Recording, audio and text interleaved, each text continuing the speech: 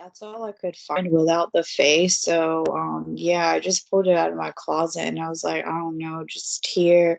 And she just kind of looked at it and realized it didn't have a face. And we just laughed and she was like, thank you, and left. Y'all trying to scrounge for like kid shit real quick. Like, does she have a children's book? Yo, I couldn't really see that. Like, yeah, just what about that corner? What about that bookshelf? What about that bookshelf? Yeah, because it was your like the white and gold one that you used to use. It was filled with children's books. And that was one of the last things we found because I couldn't open one of the doors. So I just assumed that there was nothing in there. So we literally cleaned out everything one day and I thought all of y'all's stuff was out of here. And then I was like, oh, let me just clean this drawer out. And then, yeah, just one thing led to another. I opened it and there was just like stacks of children's books. So I was like, hey, I need some more help carrying these out of here. Yeah, I was like looking around and the two books that jumped like stood out from my bookshelf are the Spliffs books because they're really colorful. One is bright orange and one is bright green. So yeah, it just got really stupid, like me trying to look around my room and I was like, I just don't have children's books, like I don't know why you think I would just casually be sitting on children's I books. don't have a child. Yeah, like why? I don't have a child. Hey, dog, give me some kids' books. I know you got some kids' books laying here. I was like looking around. Yeah, they're just so crazy sometimes. Paul did that a week or two ago because like my Arthi, it was just Arthi and them who come here all the time, and he just came in my room all crazy, like, Cash, where's the chairs? Where's the chairs for the porch? And I'm just like, I don't know. They should be like by the dining room table where they normally are. And he just kept looking around. He's like, you don't have any in here? And I was like, no, I don't use porch chairs in my bedroom. And he didn't believe me. He was just like really looking around and walked all around the corner at my metal chair. And I was like, I don't have any porch chairs in my room, nigga. Like, get the fuck out. Where's the children's books and porch chairs? To help them, like all neurotic, like, oh, I need children's books. Oh, we need chairs. And there's stacks of chairs out there. There's like at least 10 chairs out there. I'm like, just don't quit being lazy and pull the fucking cover off, unstack a chair, or walk around and find another chair. Like, coming up in my room, like all hectic and like urgent, like, oh, we really need these chairs. And like I'm just going to be sitting on them in here and lying about them. That's what he was acting like. I was lying about it. He really didn't believe me.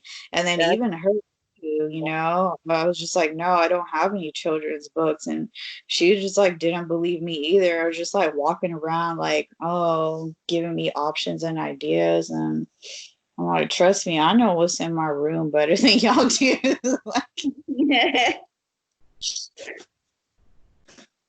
So yeah, I just wanted to share that scene with you. That's why she was like knocking all urgently at my door, was because she wanted some fucking kids books.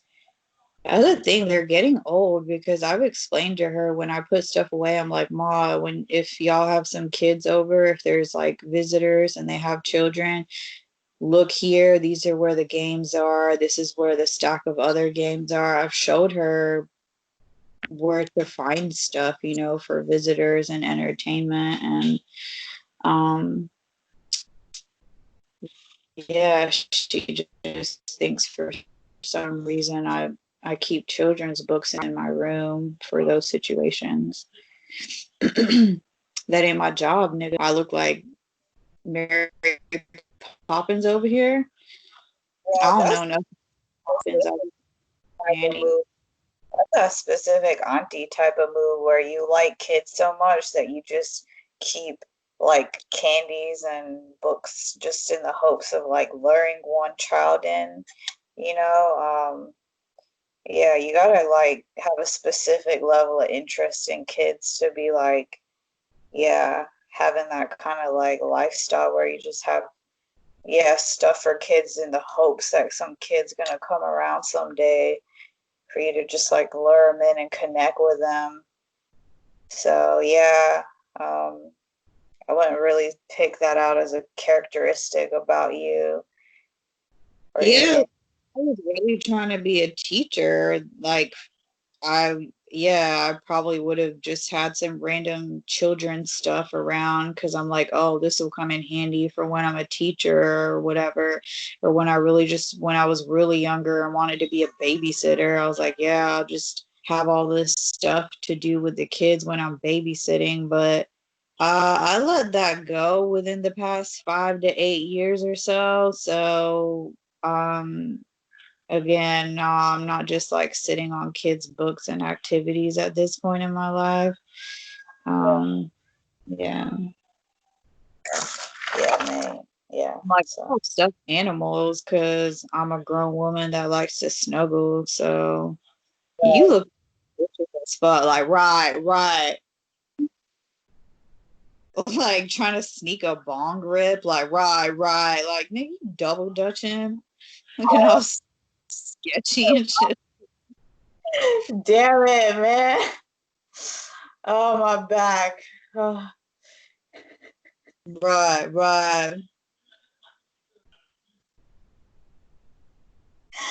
oh man. Yeah, I was like, this is Yeah, really like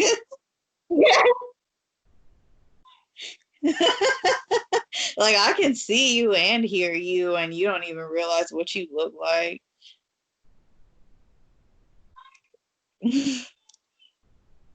You're such a fucking character. As soon as like you're just already a character, but when there's like something about the bong involved, yeah, it's just yeah, extra quirkiness comes out. okay. Well, just want to say, Jay Debbie, to successful meeting and lots of great storytelling and sharing. And yeah, just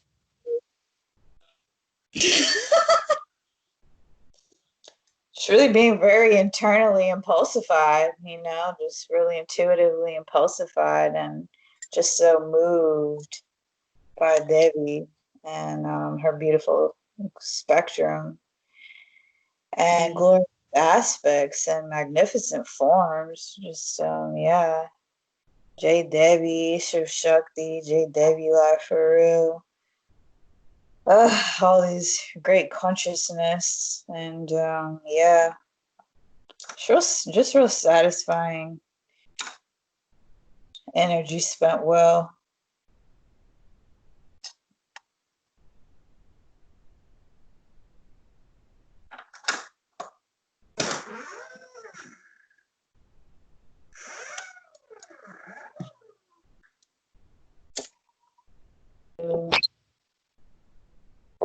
Listening to and trusting our body's wisdom and um, messages. And, yeah, heating.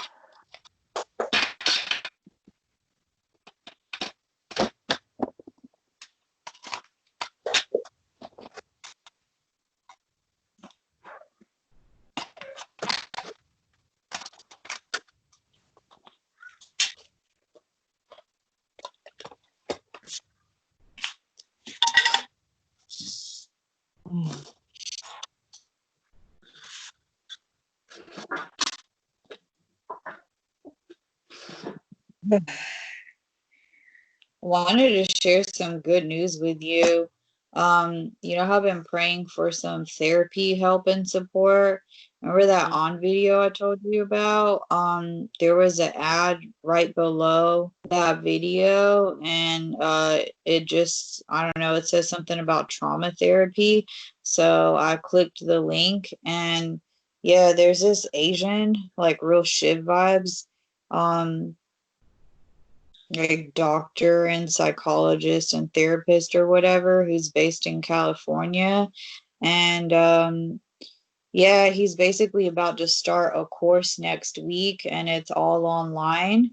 And I looked into it, and the price of the whole course is the same as just what it costs to get one counseling session with him.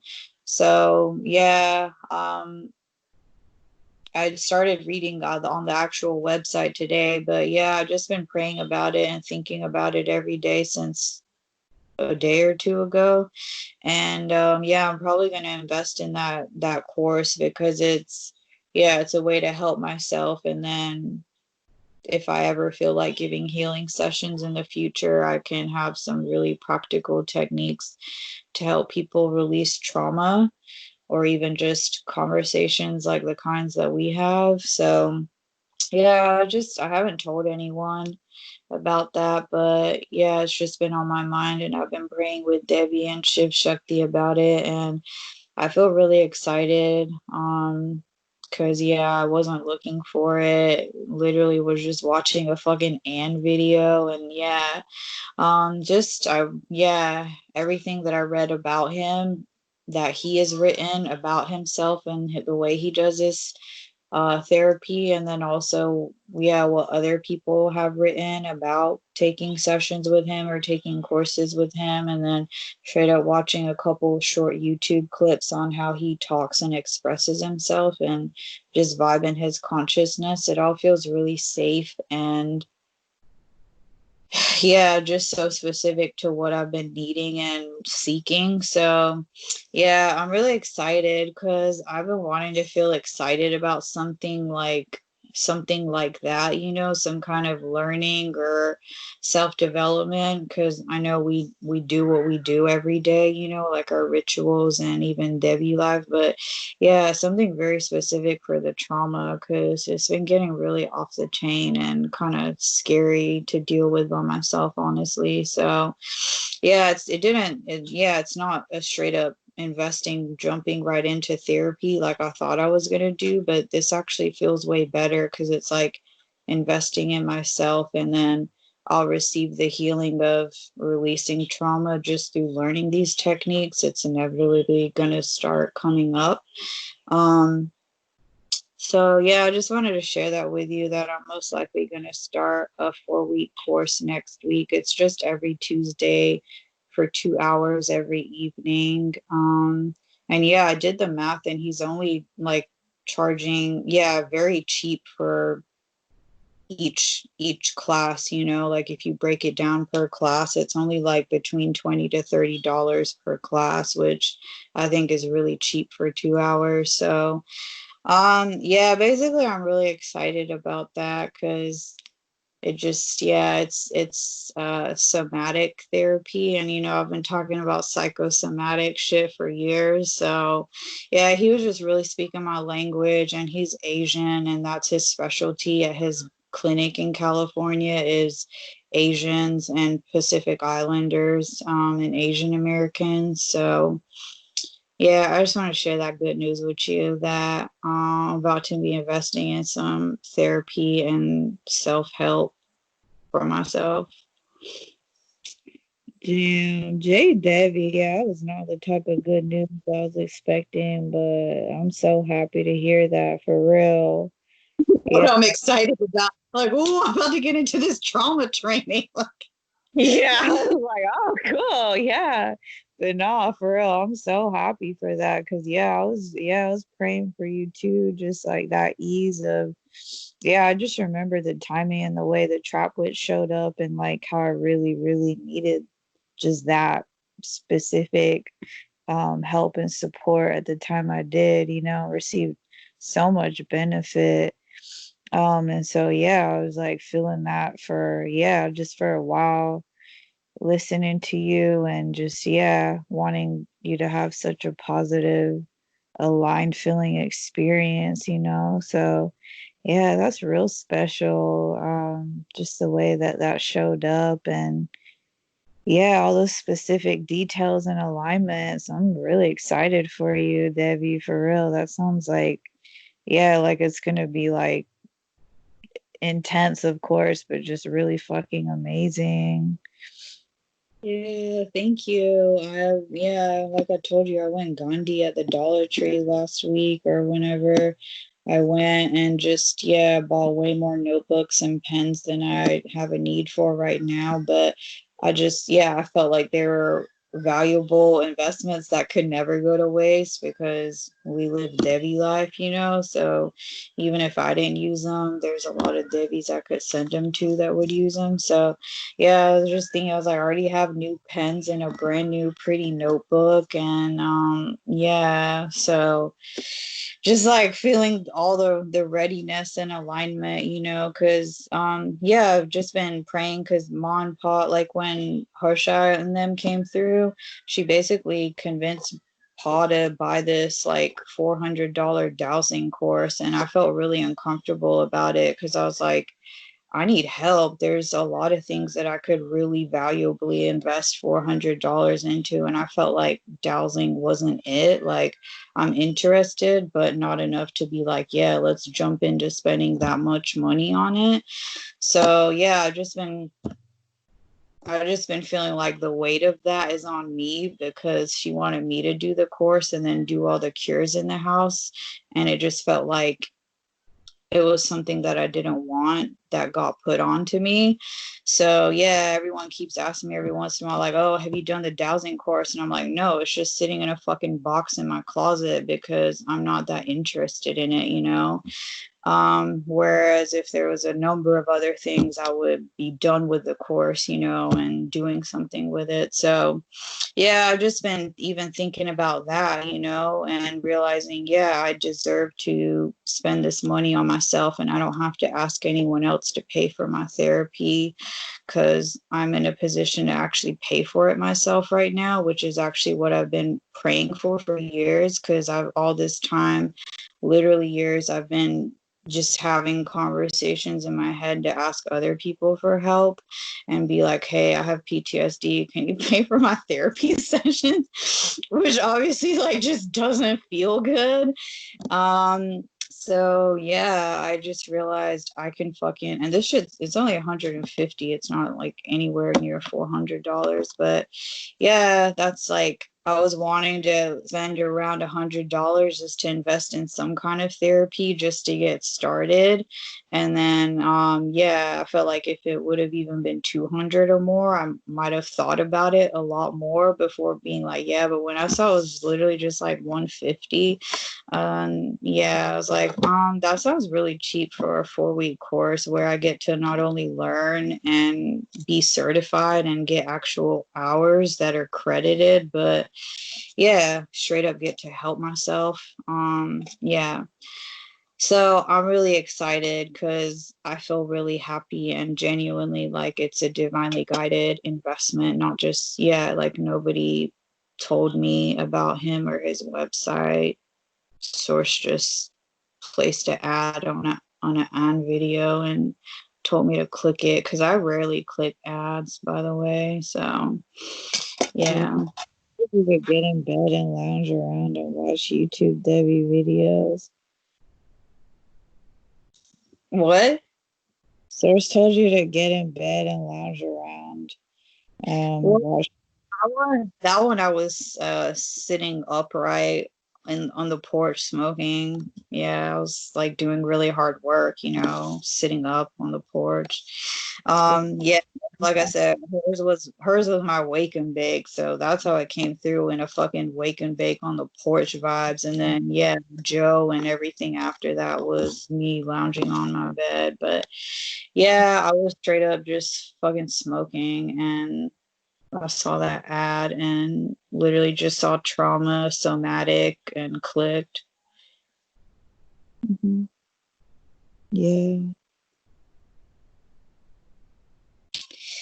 Yeah, that's why I'm really happy about that and the thing that we cashed in on today because, you know, during the whole quarantine thing, a lot of people are even getting crazier with like, oh, we have to do these conferences and events because people are home and it's just like all this sort of bombardment, you know. It feels like that to me. But yeah, these two, like I said, they just came to me. I didn't go looking for either of them. Sonia Sophia sent an email being like, hey, look, check out this event I'm a part of. And then this guy just fucking came through on an on video commercial. So yeah, it feels like really aligned receptivity. Yeah, I was really happy for those Devi vibes this morning. Received a lot of benefit from those. Cool. Did you come up with a game plan of what you want to eat over there? Oh yeah, I basically want to eat what I made myself for lunch. I feel like I just want to make that again. Your Asian contagion, royal Devi vibes. Mm-hmm. Hey, you being all secretive about it. I got food in my belly now. I can handle it. Okay, well, I was like, well, I heard you was fasting, so I just, yeah, I had to be specific about the timing so she can handle it. Yeah. Yeah, so here goes my storytelling. I could have literally told you in one sentence, but I heard my mind telling the whole story and I was like, yeah.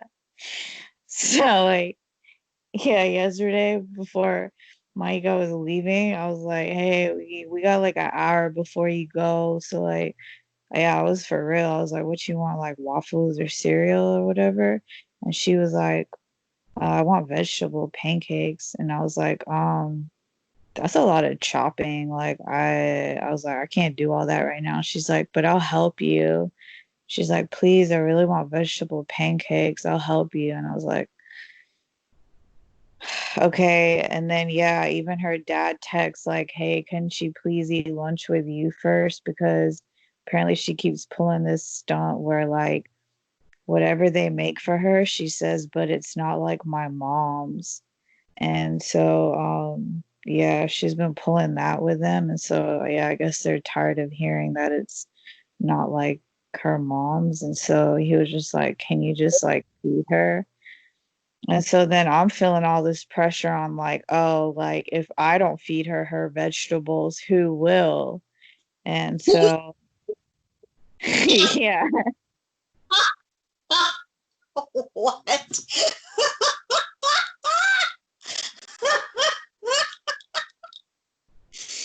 Damn, y'all be wilding with the drama, mama. Oh my god. Cause I know, like, you know, for real, like her boo-boo problems, like I feel bad. I'm like, it ain't normal and it causes all these other things. So I'm like, if she literally just eat right, it just takes care of so many fucking things. And not in the like eat your fruits and vegetables, you'll be strong. I mean, just like it just helps. So like been there through the painful crying boo boo, stone hard boo boo. I've been there through all that. It's not normal that you yelled that line about fucking vegetables. Like you're trying to normalize that because you're a mom, but like that's like really fucking wild. We gotta give these kids their vegetables, doc. I'm on a mission. I'm on a mission, doc. I'm a mommy on a mission. Oh, good.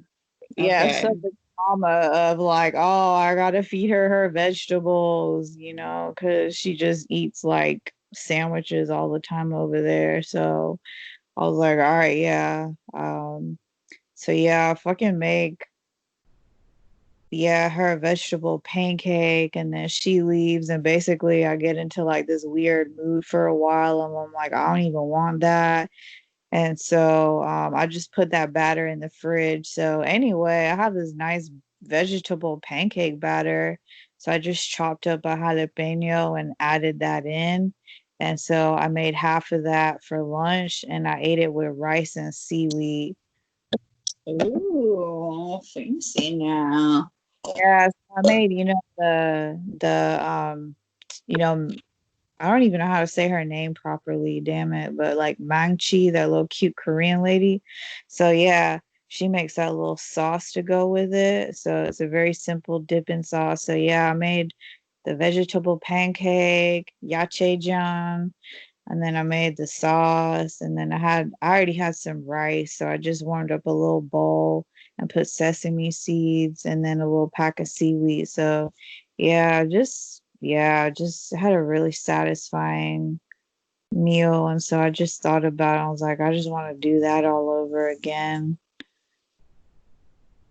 So I have the other half of the batter that, yeah, I can just put the pancake to cook and then get the rice going and yeah, make some more of the dipping sauce and yeah, it's din. And then Micah complained that the cake I made for her birthday, she complained that just wasn't what she imagined and that the icing was too sweet and blah blah blah. So I've basically been eating her whole birthday cake by myself. So I'll get into a slice of that for dessert. It's like the never ending details of their birthday.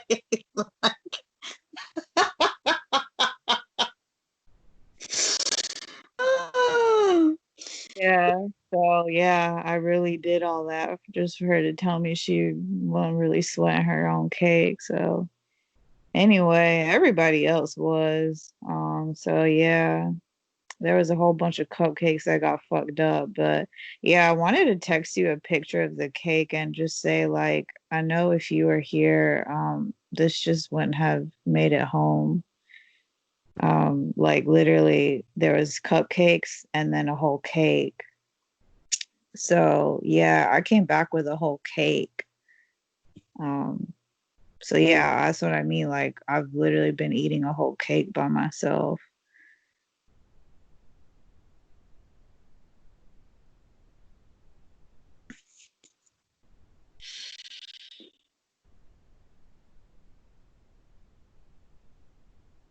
yeah, that's That's what, gross. that's what I had eaten when you were like, why do you look weird? I feel like you want to say something, but you're not saying something. I had just fucked up a cupcake and like laid down. You were doing those like off the chain baya moves.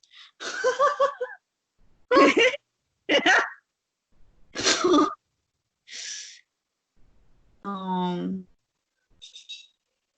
who was that? Like, was that in a TV show or real life where somebody said that, yeah, you just eat them like, oh, that was Bob in that 70s show.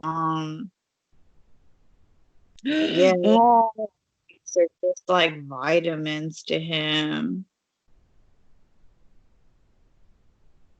yeah, they were like, what happened to the tray? There was 12. There's a whole tray. Red's like, what the fuck, Bob? Like, Red noticed it and called him out. Yeah. Yeah, that's really wild. Yeah, because Nani Ma has pictures and stuff. So she's like, yeah, that cake. Yeah, she made cake and cupcakes. And yeah, those they look so good. And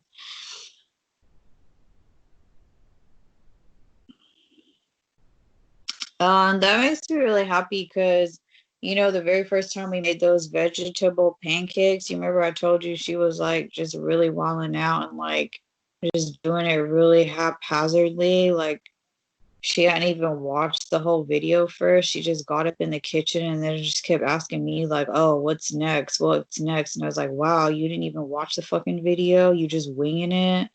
So yeah, it was like really stress. Like at first it was fun because I went around picking the green onion and blah blah blah. But yeah, then when I came back inside and just yeah, the everything looked really crazy. Like sh- she was just guessing everything and making up her own recipe and adding vegetables that I was like, oh, why are you putting those in there? And just yeah, it was just so the very first time we made them, which was when Baya was home, I honestly didn't really like it because she used just chickpea flour and there was too much chickpea flour, like she's the Asian dairy she specified, it's just supposed to coat them.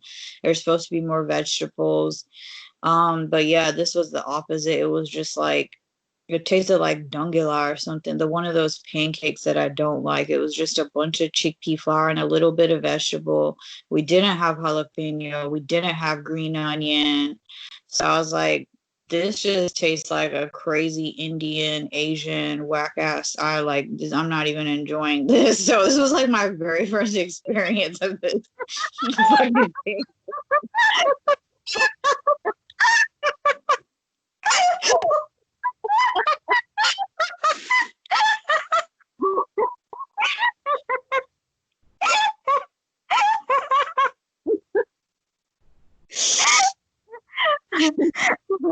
So yeah, we basically ended up having like a shit ton because there was four of us that ate it that day, and then we had so much batter left over because there was so much batter, and then she added more vegetables because I was like, this is gross, and I was starting to get irritated about it because I was like, I'm putting in effort and I'm not getting a good yield.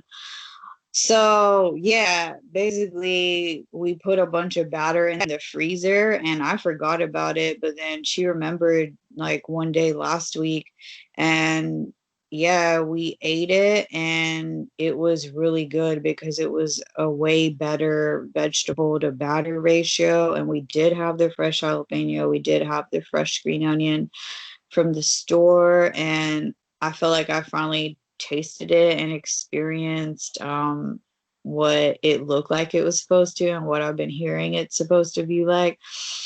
So yeah, that dipping sauce and that greasy, oily vegetable pancake with the mushroom, and we use way more than just one because we got it like that, and it was really delicious. So I'm very happy and excited that you're getting into that again for round two because that's the kind of thing I could definitely eat every day for a while or even like twice in a day. Yeah, yeah, because I thought of some like Mexican vibe stuff, like bean and cheese vibes. And then I was just like, yeah, honestly, I just want to eat that same thing over again. It was just real satisfying. Yeah, Yeah. that's that sushi bowl. That day I made a sushi bowl with you. I was like, shit, I could have eaten that the very next day again because Hmm. I ate it. Yeah. Yeah, I'm excited because yeah, ours has it's just what we have on hand, honestly. So yeah, ours has sweet potato, purple onion, green onion, and cabbage. And yeah, and then I put jalapeno in mine. And honestly, I have mushroom and forgot. So that'll be exciting because this one, yeah, I want to cut up a mushroom too. So yeah, The bites that had mushroom are some of my favorite ones with that sauce. It's so good with that sauce.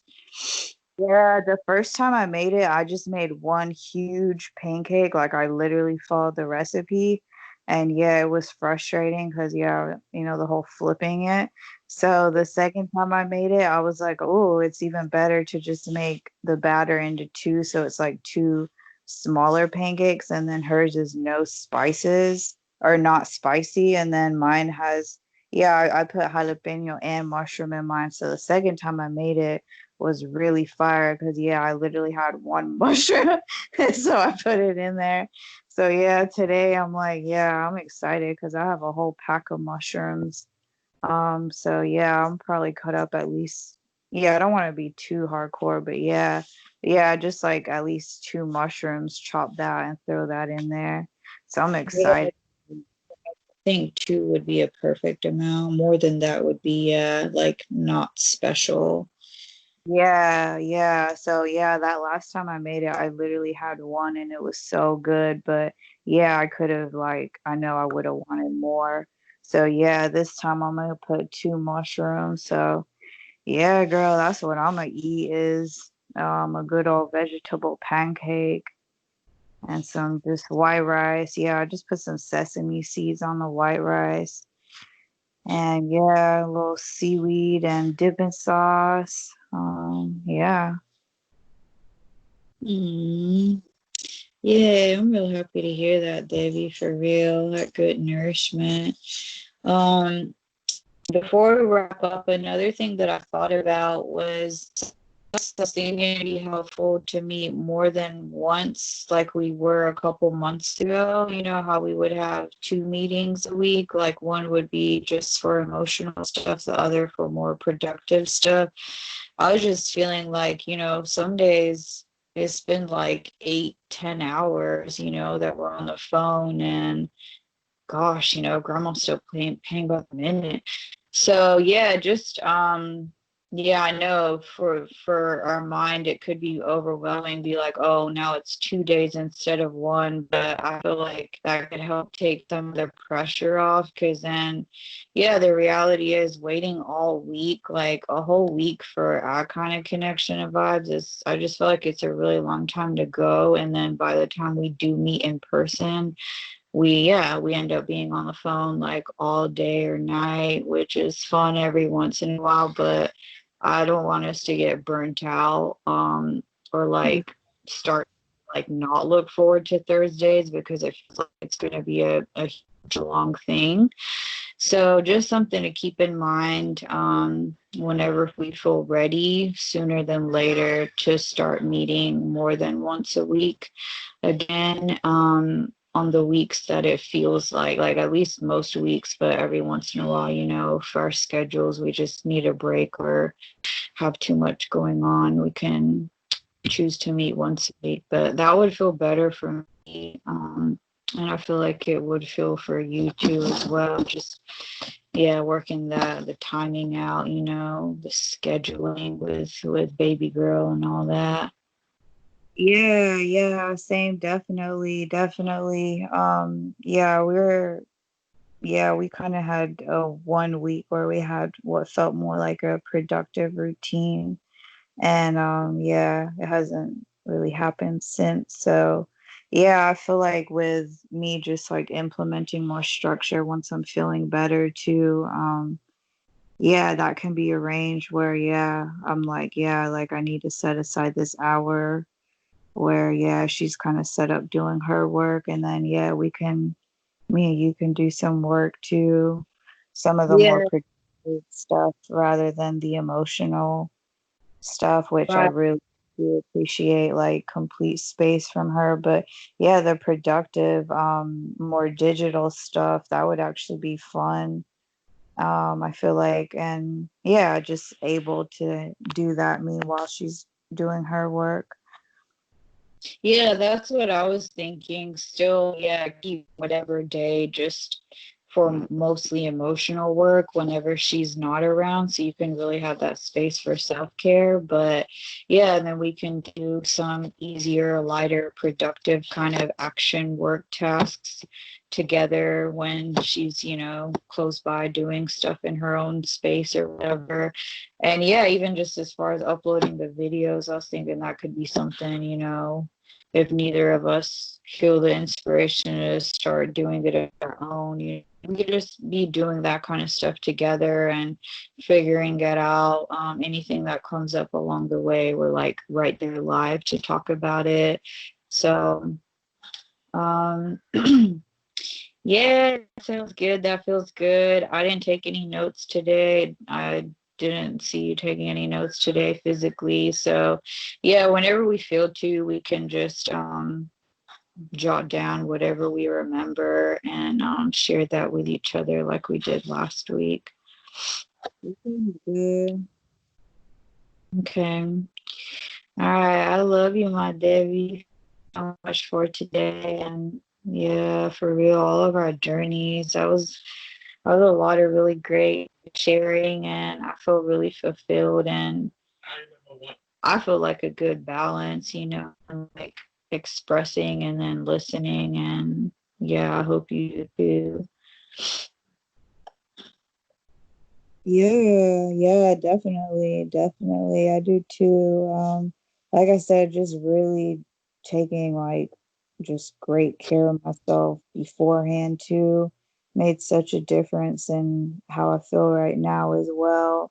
'Cause yeah, I really took care of myself so that yeah, regardless of the flow, I would feel good. And then, yeah, just naturally, it did feel really balanced where I felt like we kind of both had space to, yeah, do some like real work, and make some shifts and do some processing. And yeah, just take turns giving and receiving that healing support. So yeah, I feel good, like a good balance of, yeah, the healing deep work and then just really laughing real proper and praying and everything. Uh,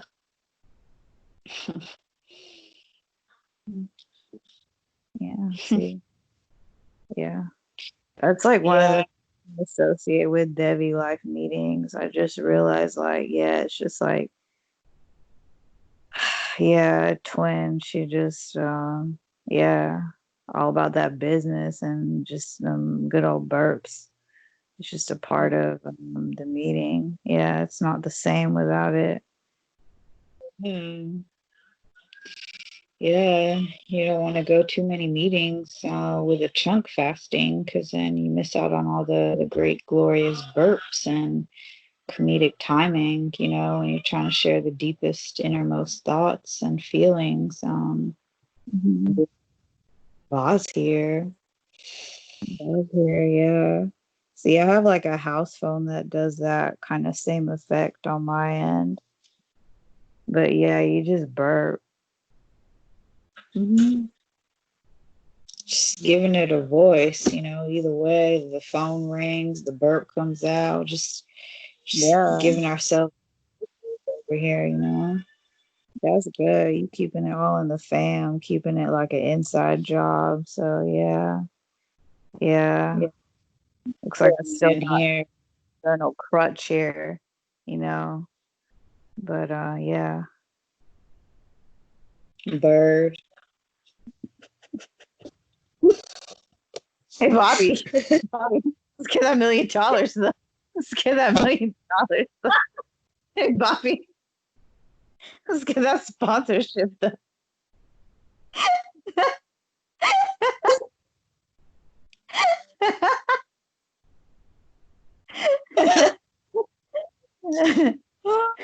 Oh, yeah, I think like the range of the messages that I've gotten, some of them are like they're kind of similar, but there's also a pretty diverse range. So I've had this phone number for years by now. So at this point, yeah, I have a good level of curiosity about this Bobby guy and like what the fuck was he doing in LA? Because it's really hard to tell, like with all the different people, like sometimes there's like, yeah, every once in a while, a random like lost flame kind of vibe, like a woman who's just all of a sudden like, hey, like I've been thinking about you. Like, yeah, the last time we hung out, it was really special. And like, I haven't seen you since then. How are you? So, yeah, I'm pretty curious about Bobby boy. I mean, he really sounded like he had big fish to fry because, like, I don't know, He nobody in just, my that's oh, trying to yeah. raise $1 million a day. So yeah, I'm just like, I don't know, Bobby was on some shit, that's for sure. Go up to this mansion in the hills and play golf like they usually do and just like yeah Bobby really had bigger fish to fry. Yeah, he's just been getting all kinds of invites to shit that like yeah Bobby ain't he just on to the next thing.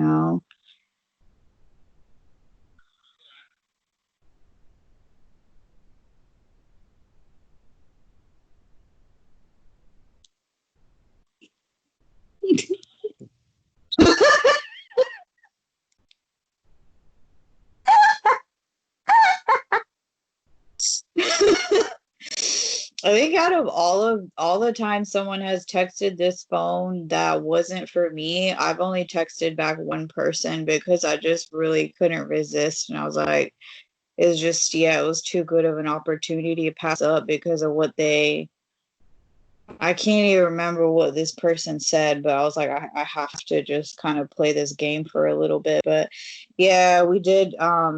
I did finally tell them because I realized they weren't gonna like realize they're wrong. I was like, hey man, this isn't Bobby's phone anymore. I was just kind of like fucking around, and yeah, we actually laughed about it. He was like a good sport about it. I wanted to that just because of you, honestly, and one stand-up comedian that has done that and taken shit too far and told really hilarious stories. Yeah, y'all inspired me. Yeah, man, that one black family in Miami, I still think about them. I'm like, man, they really made me feel like I was a part of something. And then, yeah, I just finally had to tell them, like, look, yeah, I'm not who you're looking for, but it just felt really good to be a part of something. Are you talking about the Christian family? I did Yeah. not know they were black. I thought that was white people you were texting. No, it was a black Christian family. One of the daughters and cousins was coming out with some like clothing company, so they were texting like t-shirt products and samples to the family, and so it was exciting. I was like, wow, it's like an entrepreneurial black Christian family, so it was like for real exciting and heartwarming to be a part of their family for a while. You are so wild.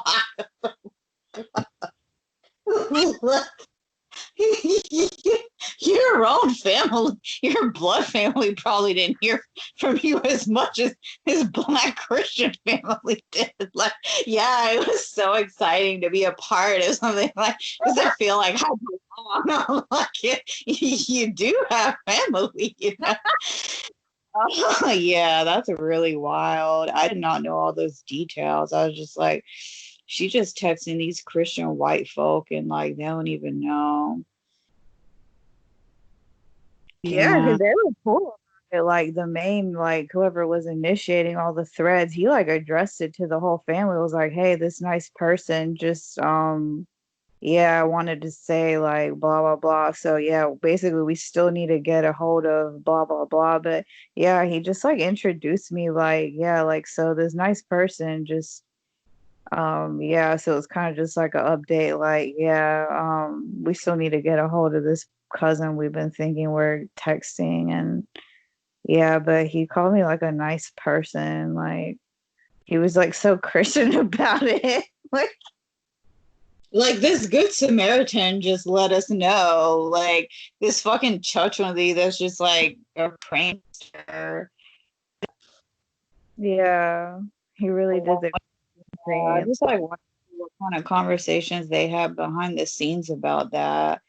So I'm like, they seem like they would, because you were texting them like for a while before you told them. Like, it was real vague because they would be like, oh, we're gonna blah blah blah. And so I would just chime in and be like, oh, cool, like sounds good, or like can't wait, those kind of like, I don't know, those sort of messages everybody else was texting.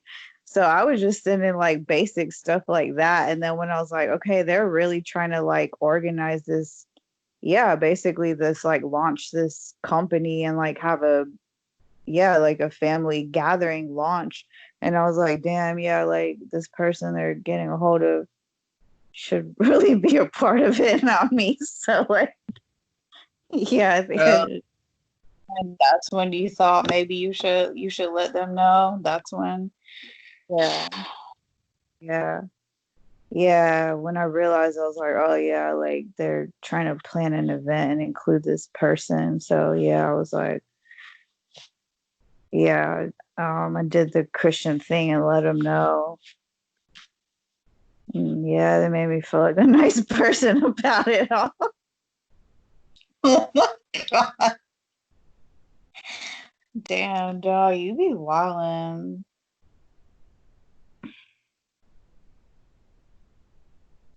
Yeah, we just have so many. excellent stories that literally just our stories from our personal lives could just like overshadow Bollywood and Hollywood, like for real.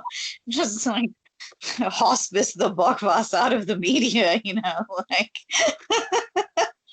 Devi Life takeover, move over. We got this great content that even if you ain't even trying to be fucking spiritual at all, if you just trying to laugh and be entertained, that's a given.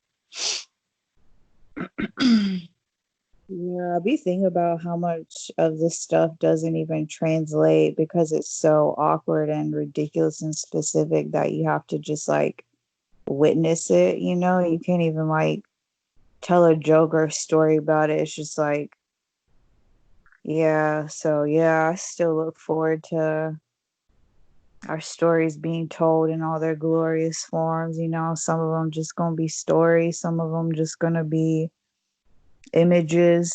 Um, Some of them just gonna be audio sounds. Yeah, we gonna tell our stories now. No, that's right. Yeah, I've been feeling the comic books a lot again lately, just feeling like I need to find that Shiro within me. So I'm like, whoa, start fucking writing it. I've been Um, feeling my. yeah. Mhm. Um, yeah, just all these stories are really off the fucking chain.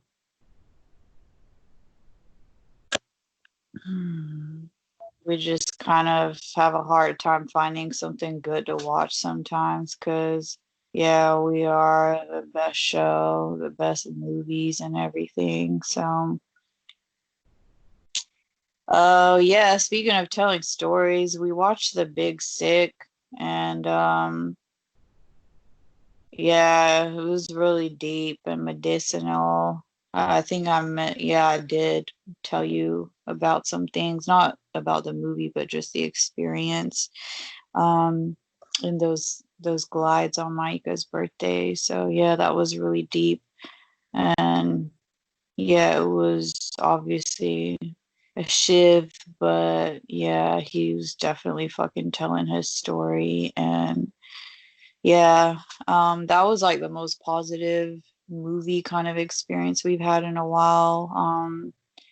Fucking I Am Legend, Will Smith bullshit.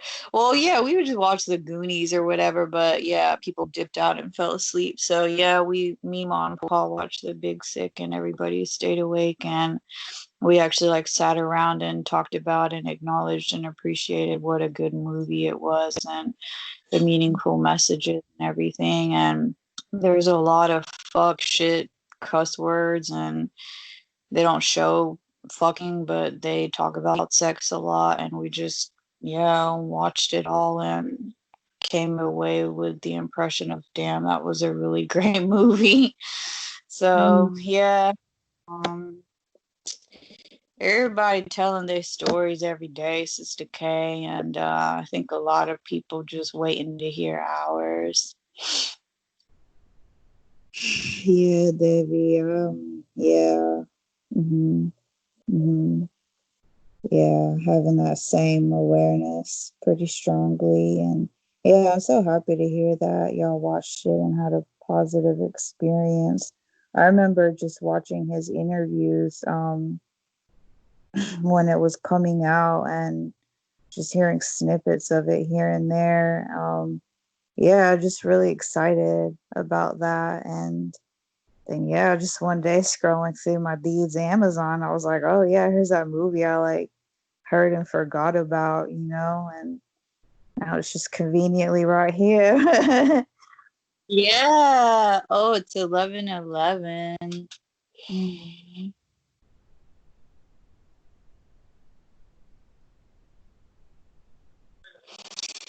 Yeah, sometimes when stuff's about to be released on Amazon, it tells you like coming soon and you can go ahead and add it to your watch list. That's what I had done with that movie. Like I was so excited before it even got added on there.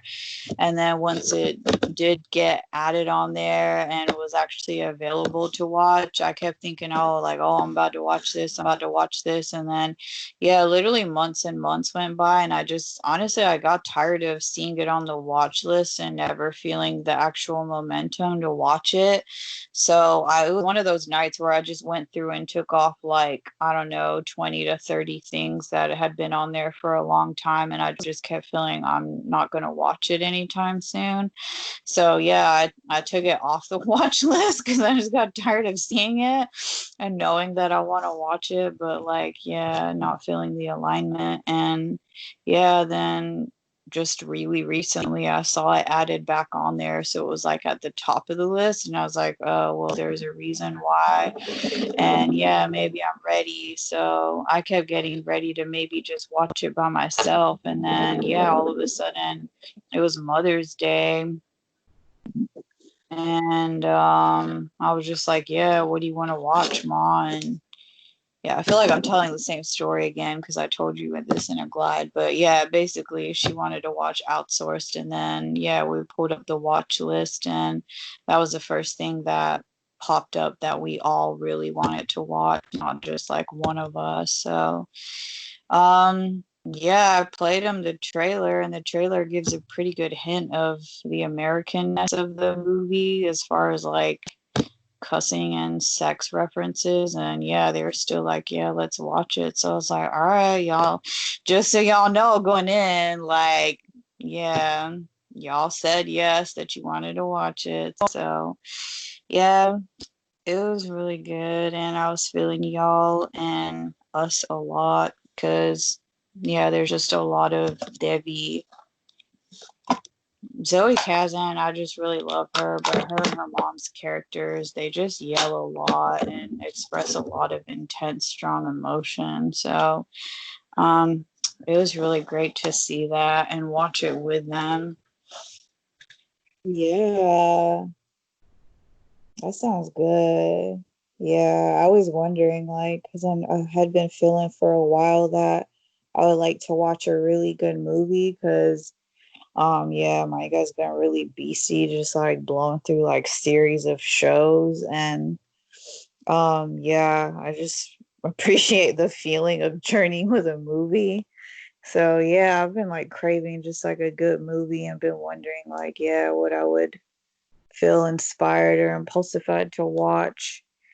Yeah.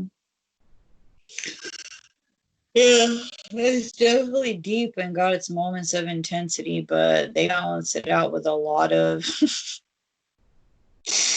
with a lot of laughter. The last thing I had seen was myself yawning, and then I got done yawning and started talking and looked back, and it was like on the screen.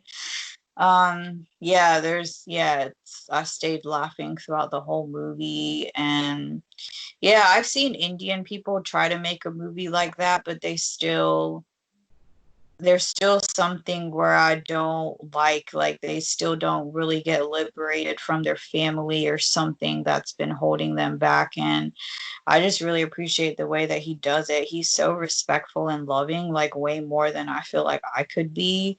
Like, I just feel like I'm an asshole whenever I feel those kinds of emotions, and that's kind of how they come out, even though I'm not intending them to be. But yeah, he's very calm about his yeah, he's just really calm with his parents.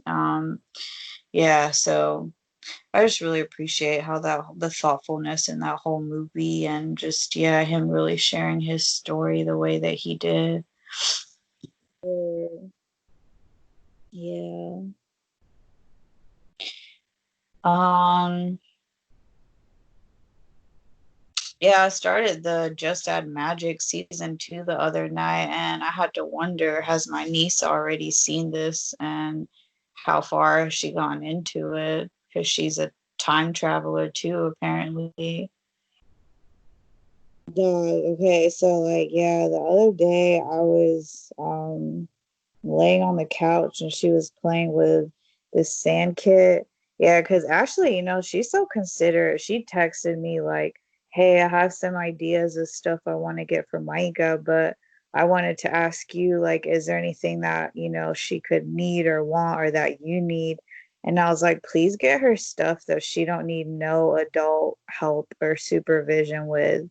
Like nothing that requires adult help or two people, just none of that, like completely independent, self-sufficient activities. This is before I threw my back out, not even knowing that was going to happen, but I was already feeling like, yeah. So yeah, I was on the couch laid out and she was playing with her little sand kit, and she starts going into a bit from that show, and she's is it the Thea? Is it Thea? Her name Thea? I don't know, but she's like acting like the old lady who I don't know, but she knows her name and everything, and she just starts going into the character of like somebody from that show. And like I haven't even really watched it, but yeah, she just like really starts doing a bit about like, and she's kneading the dough, like the sand like it's a dough, and she's telling a story and starts saying lines like, yeah, you have to like blah blah blah, and like she just like gets in a trance and starts doing some old lady character from that show that I don't even know who the fuck it is or really what it's about. But yeah. The only scene that's coming to mind with somebody like a lady, an old lady kneading dough, is like the creepy villain of the show. She's kneading dough on the night of a full moon because she's like, yeah, casting a spell. Yeah, because they're cooking as magic spells and magic spices and ingredients. So yeah, it's like, yeah, kind of like the evil hag of the show that needs dough on the night of a full moon. All right. Well, she did a whole bit about that improv, and yeah, she was like She meeting looks creepy when she's kneading the dough because she know like yeah that's how I guess evil gets excited about doing evil. So she's just like she just it's the kind of show like if you were to see that you would start making those faces and just like yeah clowning on them because you did that with Ricky, like when Ricky's watching Zane get the locket, you did that the other day really good. So I just saw this episode recently and it made me think like yeah this is the kind of scene because I rewatched the first few, so that's how I remember this. And I remember thinking the other night, yeah, Twin would watch this and she would start imitating her faces because she looks really crazy because she's just so excited and like in her trance, Yeah, that's exactly what she looked like. Yeah. Okay. um her name's Mama P. Her Yeah, name is that's it. Ida Perez. But Okay, yeah, yeah. P. Yeah, okay, yeah, I really fucked that up. But yeah, Mama P, yeah, so she was doing that shit with this like pile of sand, like kinetic sand. She was just sitting there kneading and kneading the dough and like muttering, and yeah.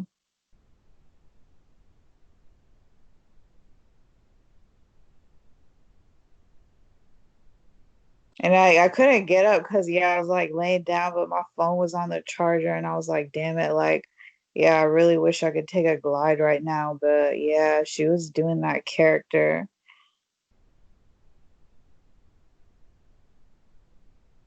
That's really wild. Yeah, I was kind of hoping, I was like, oh, maybe there's another scene that I forgot about with like her grandma instead, who's just like a old, straight up old white lady. But yeah, she's over there doing Mama P. Mama P's like the creepiest, weirdest character in the show. And it's just like a joke to her. Mhm. Yeah. Yeah, it's like really It comes in right at the beginning of whatever episode that I really want you to see it so you can see what your daughter was actually doing. Like, I don't think you get it because you haven't seen how crazy, like, even just the other day with the whole traveler shit, I'm still blown about that because I watched the show. But yeah, hearing that she's doing Mama P, I was just like, Mama P? What? You're like, yeah, that's it. That's it. I was like, oh, she actually is doing movie. Okay. Yeah, Ah, or something like I don't know. But yeah, or Thea or something, yeah. But anyway, yeah, Mama P. Yeah, I guess she really impacted her and yeah. okay. Yeah.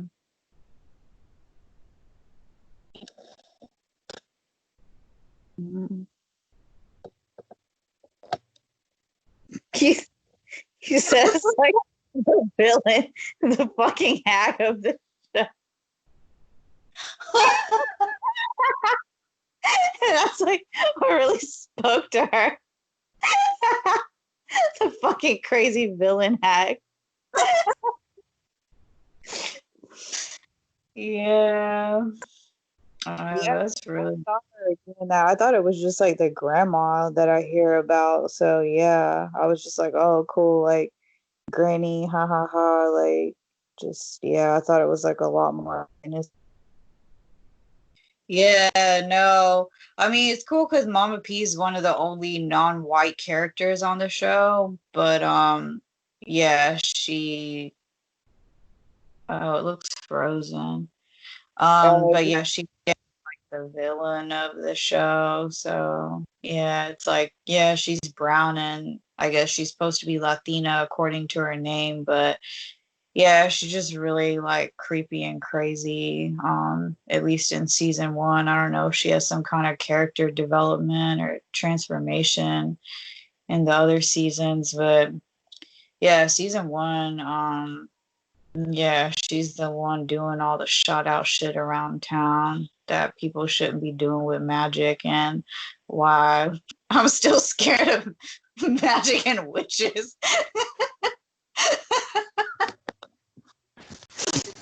Y'all play too much. Like, you're meddling in things that ought not to be meddled in. Yeah, it's really wild because yeah, just hanging out with Ashley recently, I told y'all have a lot of similar personality characteristics, but yeah, she basically has like a lot of like witchy vibes in her family and in herself, but she's really also like uncomfortable about witches and the whole concept of witches. So yeah, I just think it's really funny watching her because yeah, she's basically really magical and powerful, like a classic witch, but also just really weirded out at the same time. So yeah. Last night I felt like I really needed a good laugh, and so I pulled up Caron and got really excited that white people shit. And I've been waiting to watch the occult episode because I didn't know if I was gonna get scared, you know. Um, it's like the one where he meets an actual witch and shit like that. So yeah, I've been feeling the vibes and just the thumbnail on that. First of all, like I really been waiting and waiting to watch this because I seen you already watched it, one of the first ones. And I was like, yeah, she got right up in that. I gotta be ready to be ready for that. So yeah, I've been taking my time and really feeling like when's the appropriate time and um, yeah, I just felt so good watching it last night because I don't think I have that extreme paranoia that he was showing and expressing that a lot of black people do and that I've seen firsthand, but I do have a mild version of it, you know? So yeah, it just made me feel so good and like validated. Because yeah, there is certain things, you know, that that can be creepy or concerning, you know, like when people aren't doing it in pure vibes. So yeah, of course, with the magical, the purity and the light, I'm all about that. But yeah, there's a lot of other shit that I'm aware of that goes on that I'm not cool with. So yeah, it was just really great watching that episode last night because one of the first things he asked her was like, "Are you gonna put a hex on me?" And she just goes, and then they do that video effect. Cut to him like not laughing.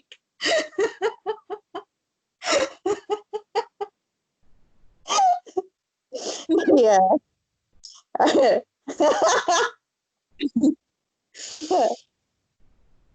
Yeah, I realize that Mike already has that effect on people because, like, when people try to talk to her, she isn't typically engaging and, like, will just, like, pretty much ignore people.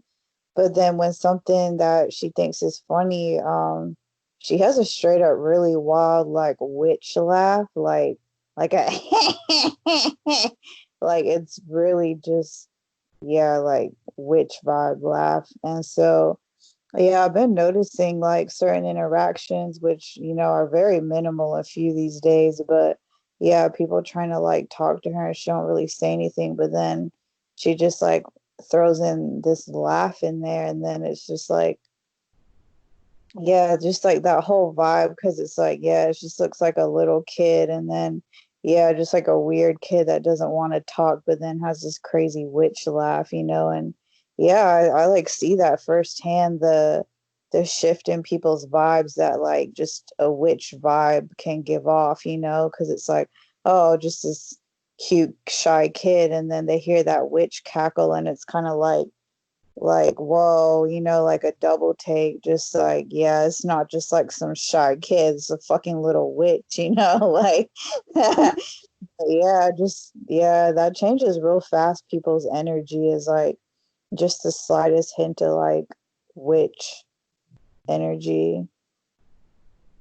Yeah, it just legit makes people uncomfortable. That's something in like human history that, yeah, like a lot of intense things, yeah, it was just painful and traumatic and didn't really get shifted much, you know? So, yeah, I just been like noticing that effect of like, yeah, just the discomfort with witches. Did you were you there that time, like at Chris and Will's not Chris at Chris's house, like at his actual parents' house in Tampa? I don't know if that was when I went to visit them by myself or if you were there. Like, do you have memories of ever going to LV's house? Okay. Do you remember when we were sitting downstairs at the table, like we had or they had just made all those donuts and we were like fucking up the donuts like stupid blazed? And LV I don't know exactly what happened, but basically her Filipina spirit kind of vibe started coming through. And Chris got really, really uncomfortable and he just got really upset. And, you know, they're like really dramatic when they get upset. He was just like, Mom, stop it. It's like, seriously, Mom, stop it. I don't like it when you do that stuff. Okay.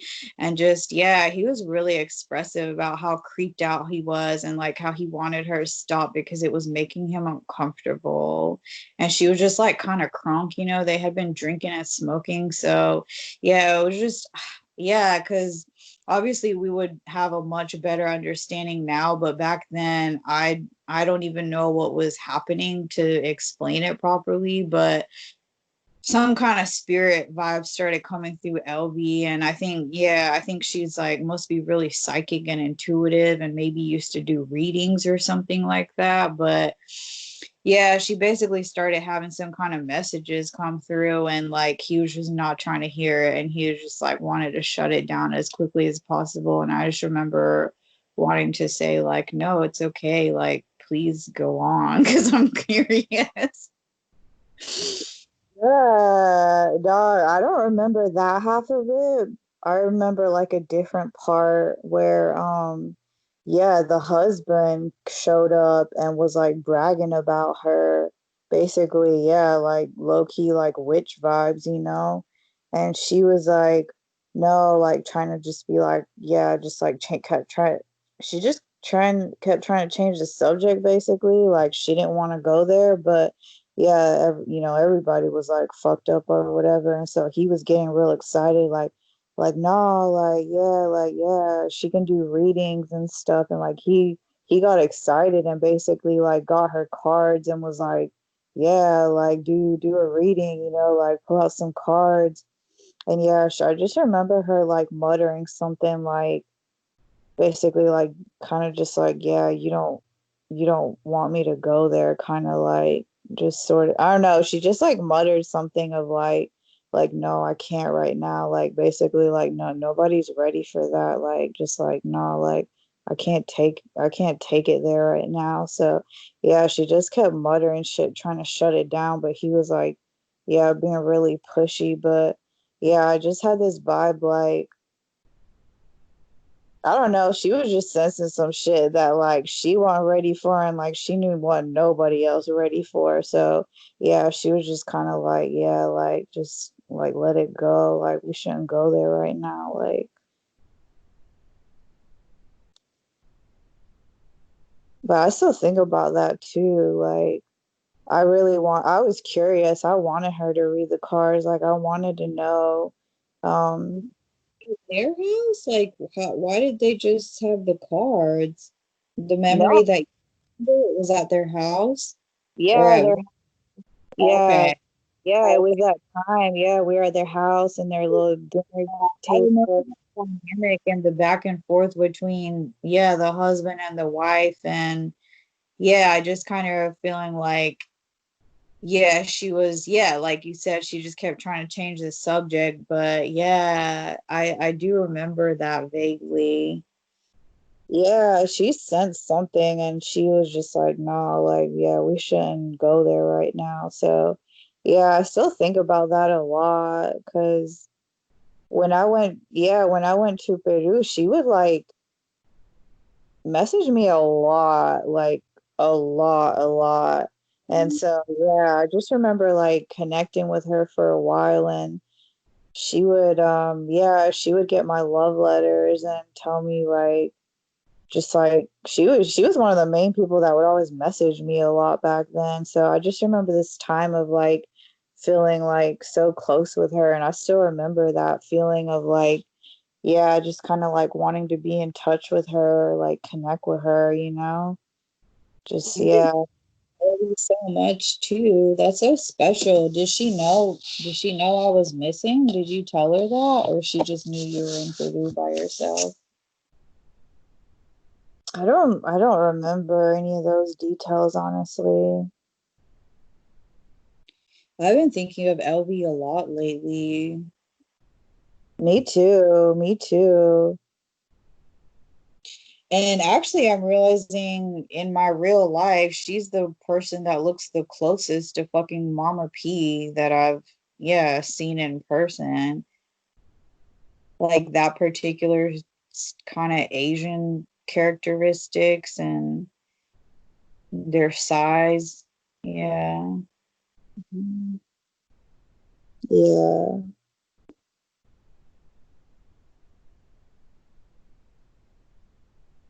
It's like your daughter is really imaginative and receptive, you know? I went on that Mama P, Mama Elvie vibe.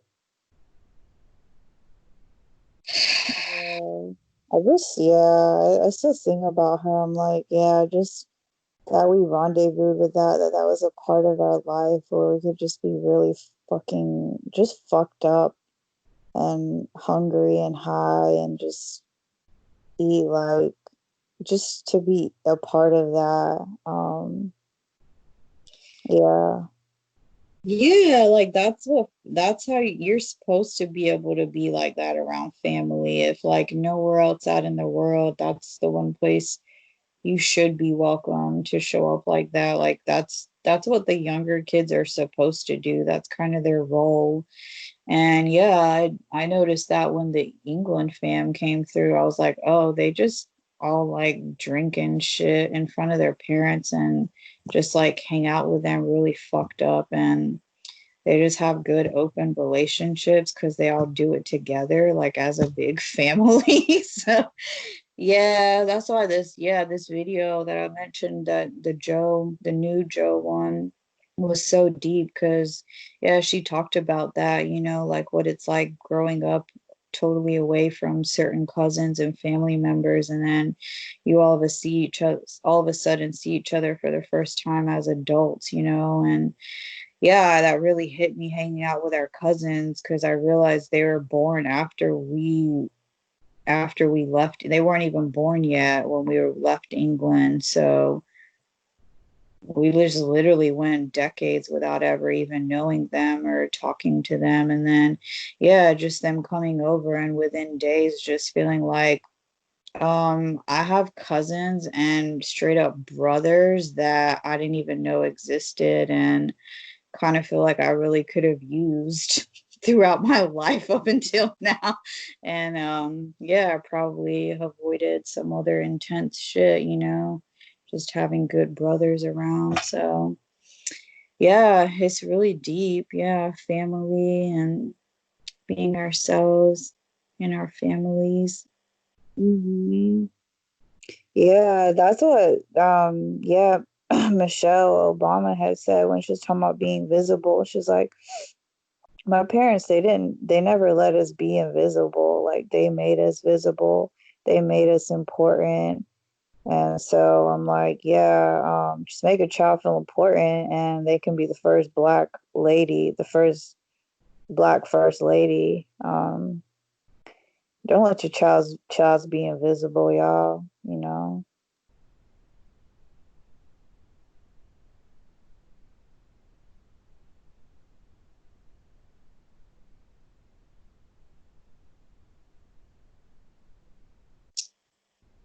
Yeah, it's like what a crazy mama's love can do is like overkilling it. Like, and you get a Kanye, and then you get a good, healthy mama's love, and you get a fucking Michelle Obama.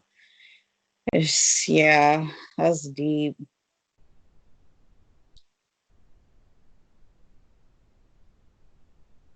Hmm.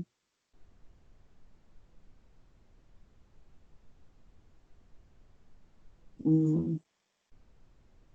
Her parents didn't let them be invisible. That's like the complete opposite of our parents. Yeah, just try to blend in.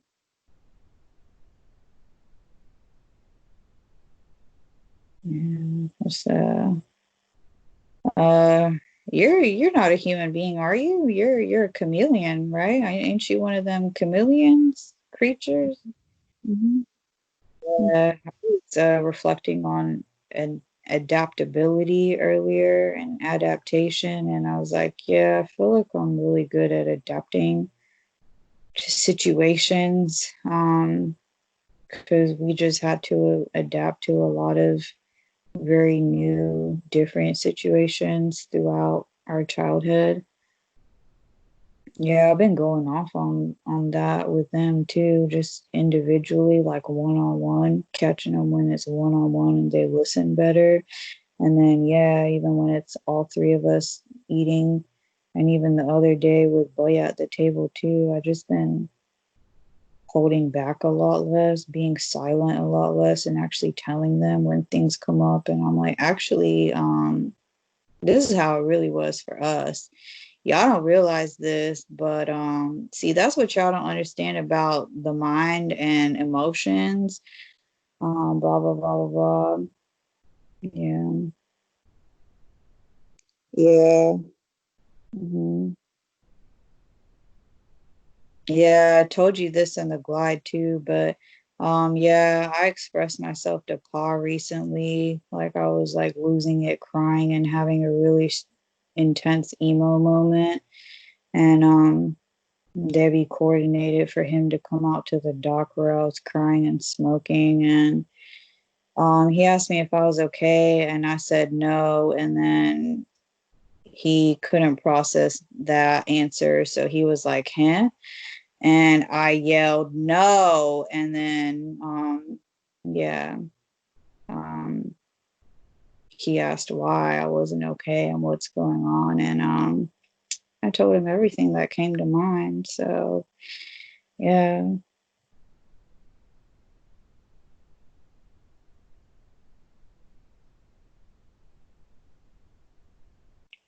J Debbie. Hey, Debbie.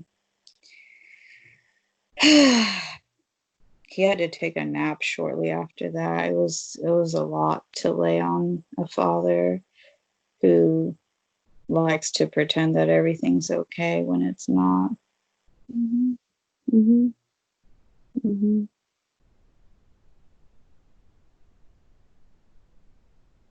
It was the day that Baya had come home. It was Saturday before Mother's Day, and they're all just like sitting there enjoying food together. And I just like stormed by and grabbed a pillow and went out to the dock and started crying because I don't even know why I was emotional. I was just, yeah, I just was that day. And then, yeah, I went out there and started tapping because I was like, well, you're feeling emotional in the moment, might as well tap. So I was actually tapping and crying when he came out there. And then, yeah, he was just really oblivious because he thought he was out there for why he came out there. And so he was just looking at the neighbors, Al Kosone.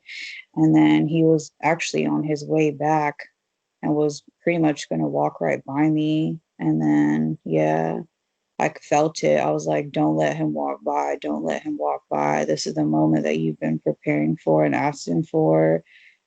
Don't let him walk by. You have to say something. So I was just kind of getting ready to be ready. And then he asked me, are you okay? Because Debbie told him to. And yeah, then I told him I wasn't okay. And a lot of it is his fault. And yeah. Yeah. Father, father.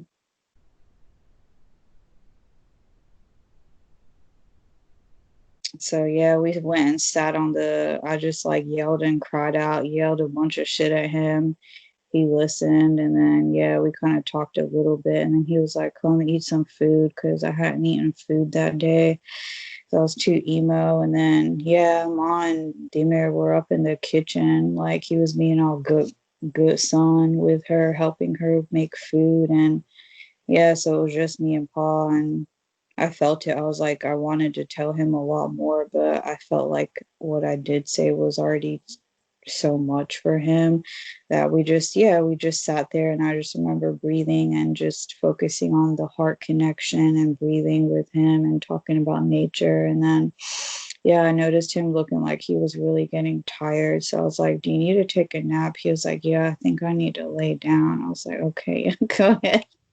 Because I really wanted to shower and like fucking smoke again. So yeah. Mm, yeah, told him some things I've been wanting to tell him for a really long time, kind of like a lot of my life, honestly. Hmm.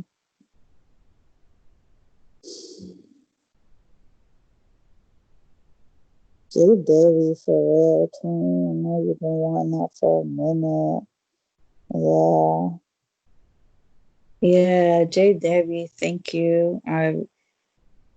Yeah, I basically realized I made you a bunch of glides, and yeah, I felt like you knew a lot of things that I'm realizing talking to you in person, you don't because you haven't watched them yet. And yeah, that was one of the things I was just really wanting to tell you, because when I emailed you and said your timing was impeccable, it was that day you had literally like I came inside right after I yelled at him, and then I just came to the bathroom to pee and freshen up. And then, yeah, I grabbed my Wi Fi phone, and yeah, you had just sent me 2 emails. And yeah, you wrote some really specific things. So I just, yeah, sat there really breathing. And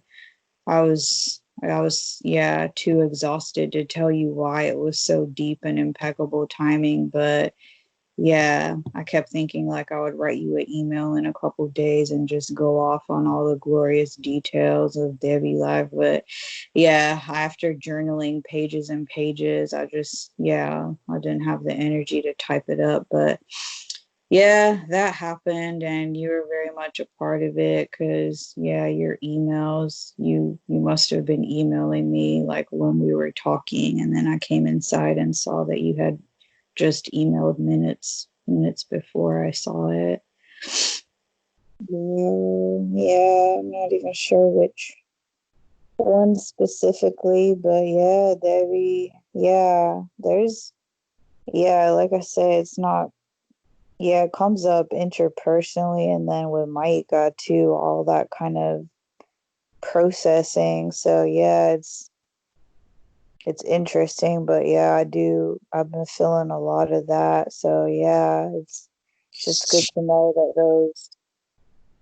they're happening, those talks, those shifts, that healing is happening slowly but surely is happening.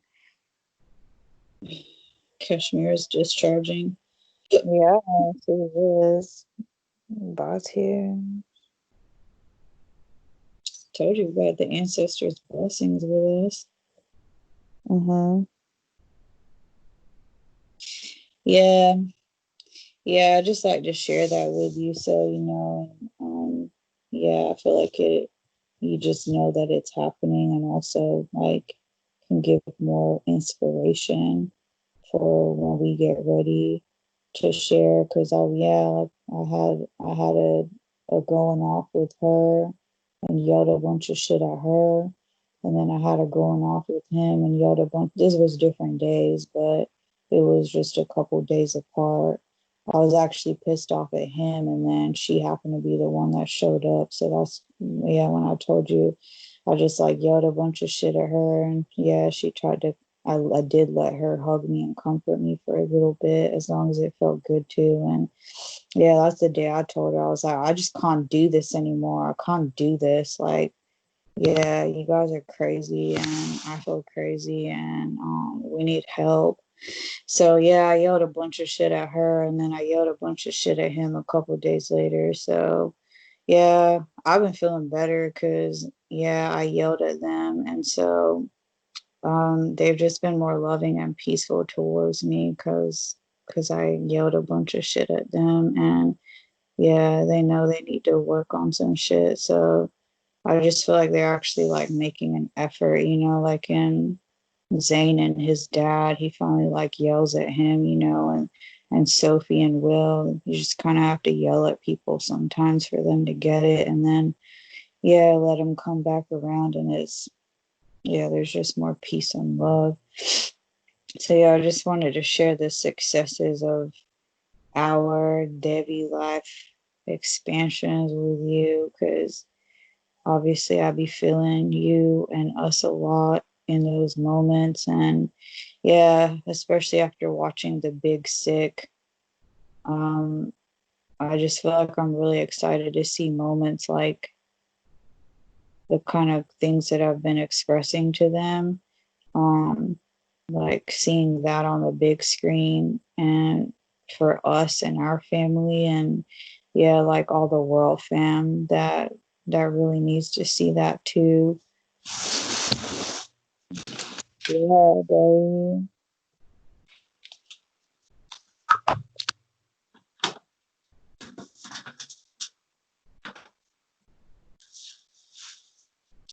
Hey, mate, you looking like red at the sleepover. So, I think you better skedaddle there, kid. Yeah, May, I think I need to get on my yache John and yeah, go ahead and nourish myself real good. In Green Eggs and Ham, is there a sample that has Danny DeVito yelling Matilda? Okay, because honestly, I just started listening to that song like for real because of Micah's birthday, and yeah, so I was blasting it, like literally blasting it the other day, and all of a sudden I just heard Matilda, and yeah, talk about it stopped me in my tracks because I was so confused. I didn't know where that was coming from, and then yeah, it took me a couple seconds to process and realize, oh, it's fucking Princess Nokia, and she would do that. So, um, yeah, I've been extra feeling y'all listening to that song just because you told me that y'all listened to it, but yeah, then to all of a sudden way late in the game realize there's a Matilda sample and reference and like that's it. Yeah. I guess you haven't watched the video, but yeah, it's just yeah, it's one of those really magical like mass receptive vibes because yeah, Micah loves Princess Nokia and Matilda, and they're yeah, not two things I would typically associate with each other. And she loves Dr. Seuss. And so, yeah, Princess Nokia just had this impulse to make one song that, yeah, is like Green Eggs and Ham and Matilda and a whole bunch of other shit in between. And yeah, it's just, yeah, yeah, it's so like Micah in so many aspects. Okay. Yeah, I was like, I don't know who else to ask but y'all. So y'all like the Matilda experts by now. So Mm. so you got to go. Don't you got to go.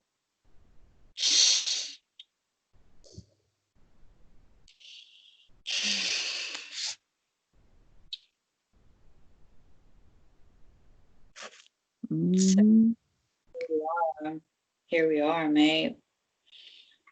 Yeah, that's funny. I watched The Big Sick on Mother's Day. We watched Holes on Mother's Day. I was just about to pee and it went right back up. Like, I can't even. Yeah. I did not know what you were about to say. I assumed because we were just talking about Matilda. I was like, oh, did they watch Matilda? There's some kind of mother daughter vibes healing in there, but Holes, yeah, that's a really off the chain pick for Mother's Day. Yeah, obviously it still has its medicine family, but um yeah, I really love y'all for that. I don't know anyone else that would say that to me. Oh yeah, what'd you do on Mother's Day? Oh, that's cool. We watched Holes. Yeah, because she wanted to watch either 13 going on 30 or the second Lord of the Rings. Those those options.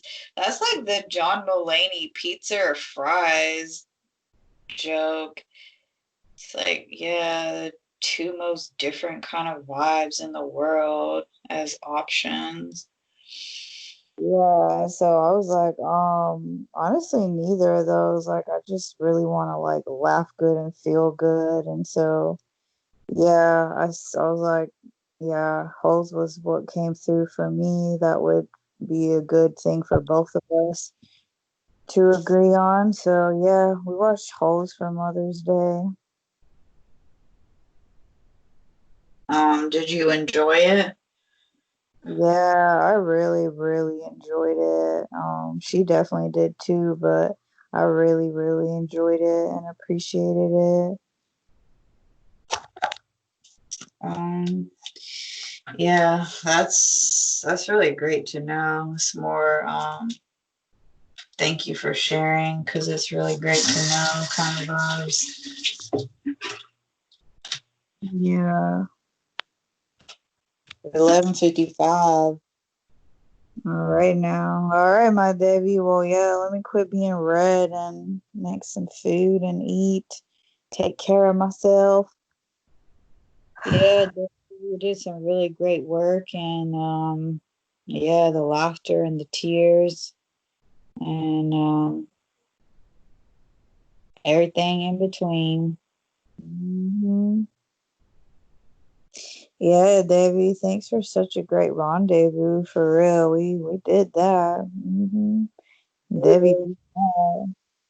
We really did that, and even though it's midnight here, this is actually one of our shorter rendezvous compared to the past couple. So, um, yeah, we're making progress and finding our balance, and yeah, I'm really happy and fulfilled with our journeys. This bowl has been packed up for like an hour, so it's been soaking and basking.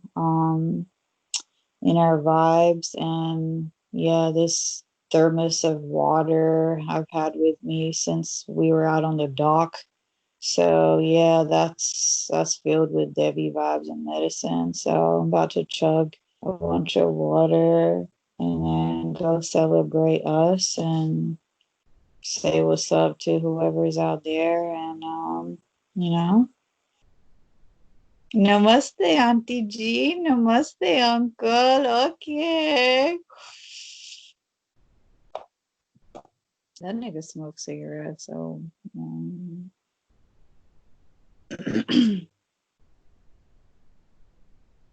Yeah, I'm so used to you talking about your friends, and that means like nature creatures. So, yeah, when you said say whoever, hi to whoever, say what's up to whoever's out there, yeah, I was just like, oh yeah, her little nature allies and rendezvous. And I was like, oh, okay, like literally Auntie G and Uncle G. Yeah, okay, she's just gonna, yeah, look like such a Bodai choki, and then yeah, just go be the real her. This is the real you. Yeah, you said it. All that. Yeah. Yeah, I'm like, we're not like those characters that just like plop on the couch like and light up, you know. It's like we're not that far gone or anything like Cheech and Chong. Yeah, I Um was like, who does that? Like, what are you yeah, talking I remember the last time I watched that, which has been years, but yeah, I remember watching Chong's character and just like, yeah, He's he's scared. so ridiculous with his parents. I'm just like, just to like even try to imagine that sort of like, yeah, level of unbothered, fucked up, unfiltered. I was imagining him like showing up at like the house with all the Mexicans and like Cheech's side of the family and stuff. Just picturing like Chong showing up and just yeah, plopping down on their couch and lighting up. And I still think that's really wild, but not that crazy. But yeah, I forgot about that whole bit. It shows Chong with his fucking parents at Yeah, home. The he's like, blender, isn't there something with the blender in the yeah, he's like kitchen? yeah, he has like really rich parents, and he's just like a bum ass hippie, like all fucked up and faded all the time. And yeah, he's like wearing these tight, like tie dye, like beach shorts, and Yeah, like like a really tennis. crazy outfit. Yeah, and his parents just look really like yeah, white and bougie, and yeah, so that's their kid.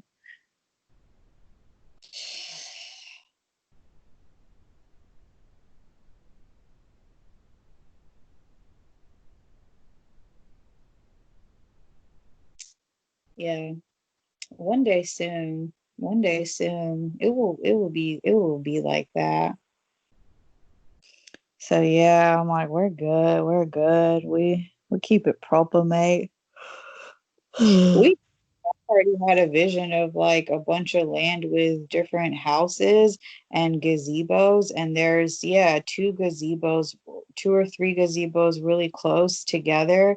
And one of them is for the smokers, and the other one is for people that don't want to get smoked out in like a ganja hot box. So, like, our parents could just be like 20 feet away, just like sipping on some nice tea or whatever with some pretty lights, and us and all our homies and fam are just like smoking mad blunts and joints, and it's all good because we're just there together in peace and love. hmm Yeah, Yeah, separate but united. Yeah. Equals. Yeah, Debbie, for real. Enjoy your Korean feast because you so deserve it. And whatever lights up your impulses and laughter and heart fire. Yeah, just either hear what you get into tonight. And as for me, I already told you what I'm gonna get into, and then I'm gonna come back in here and see what Debbie got me up to. Yeah, Debbie, thank you. I'm gonna enjoy my feast and a good journey. And yeah, enjoy your sweet little nightcap ceremony and just yeah, being very free and yeah, just free to be you. Mhm. Yeah, thank you. Also, when you said plop down on the couch, I thought you were talking about those really comfortable Indians that, yeah, just like, oh, there's family over. Let me just go plop down on the couch and go like connect with everyone. And yeah, just, yeah, moment by moment, it just got more and more off the chain because you're talking about fucking Chong and his parents, and what he does at home. So yeah, I just really love us and the way we roll. Hmm. Yeah, see, we still respect everybody, even if we don't agree. Yeah, we still respect. So yeah, show some respect for what I do. Show some respect for what I do. Yeah, that's respect. Show that respect. Hmm. Hmm. So yeah, Jay Devi, and just yeah, great work, mate, all the way. I'm so happy for you and all your great news and yeah, all those alignments. Mm. Thank you, Debbie. I'm really happy to hear your revelations and shifts and awareness and cashing in on great blessings and boons of your own expansion and all the ancestors, mate. Thank you. Thank you, Debbie. Yeah, this one is for the lineages before and those yet to come. And yeah, we we doing the damn thing, partner, you know? Yeah, we're really here. Daily life is so here. Hmm. I just put on my OG Harry Potter socks, my OG Mitch match, the red and green from you. Oh. Twinkle, OG Twinkle. Yeah, I have a long time. Got like bougie with my new ones. Me too. Me too. And then yeah, laundry, blah blah blah. These ones are ready and available for me. All right, now sources for us. Yeah. All right now, Debbie. I'm gonna get that yummy mushroom or two out from my vegetable pancake. Get the mushroom. Yeah, get it all, Debbie. Yeah, for real. Enjoy it all. I love you. So hugs and love and yeah, just please listen, baby. Read the signs and don't be like these bars that I thought we was just joking about hypothetically falling down and breaking bones. So you got a lot of good living left to live. So don't be hard headed when it comes to spirit and your beautiful body. Take care of that temple. Thank you. Yeah, I've thought about our Baz a lot, specifically the matriarchal lineage or the maternal lineage and the hard headedness that I've witnessed and heard about time and time again. And so yeah, um, yeah, I'm a listen. I'm a listen. Yeah. For real, dog. Also, just real quick, that whole thing reminded me of a moment from the EFT retreat with Sonia. She was like trying to be in teacher mode and just like kind of give us a little bit of information segment. And all of a sudden, her hip started hurting really bad to where we kind of had to like pause and jump into like present moment and jump out of teacher student and be like, hey, are you okay? Like, so everybody was just really present with her. So she took a moment and just was like, okay, let's just, acknowledge it. Basically, she just tapped for a few seconds and realized it was her mom, because her mom was like the proud mom that just like took on way too much, more than she could carry, and like was proud of her pain, and sort of like bragged and glorified it because that's what made her a good person. So yeah, she just acknowledged it and came to that realization with all of us that her hip had been acting up and she wasn't sure why. And then yeah, she just was present with it for a moment with all of us being with her. And then she just shared that information. And yeah, I know I've forgotten a lot about that retreat because it was so deep, but I remember that. And since you've been talking about, yeah, your back and the messages and stuff, I just remembered that and wanted to share that for real. Don't be hard on yourself, because it's not just you being hard headed or whatever. It's a pattern that was passed down. So just be gentle and yeah, listen. Thank you, Devi. Yeah, because I really thought I was gonna listen after the first one, and then I got really mad and upset with myself because I just felt real stupid. I was like, okay, like you literally just did this, and it's like just a couple months later, and so yeah, this time, I had a lot of like, just visions and like flashes of specifically mom and Vimla just literally hurting themselves because they're not present, and they need to slow down.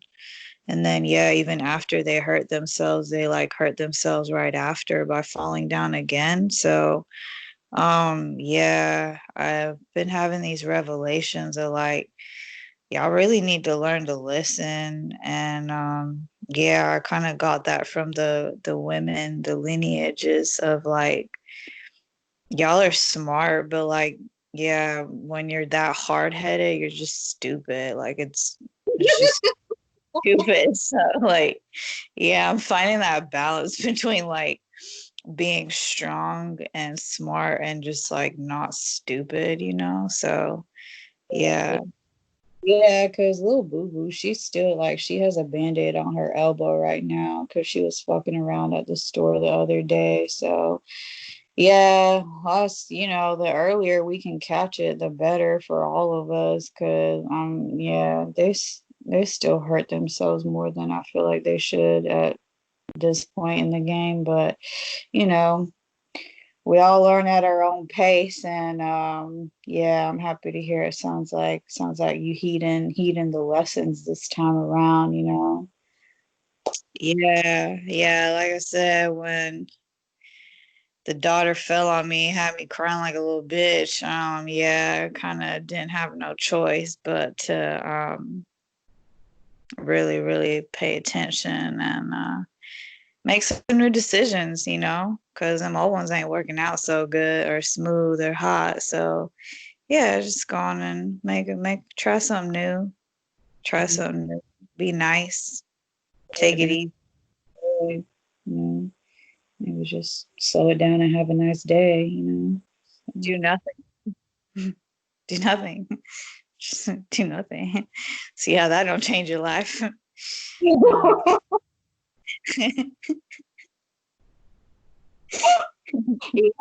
Princess Nokia, she says you got to make sacrifices. If you ain't making sacrifices, you ain't living.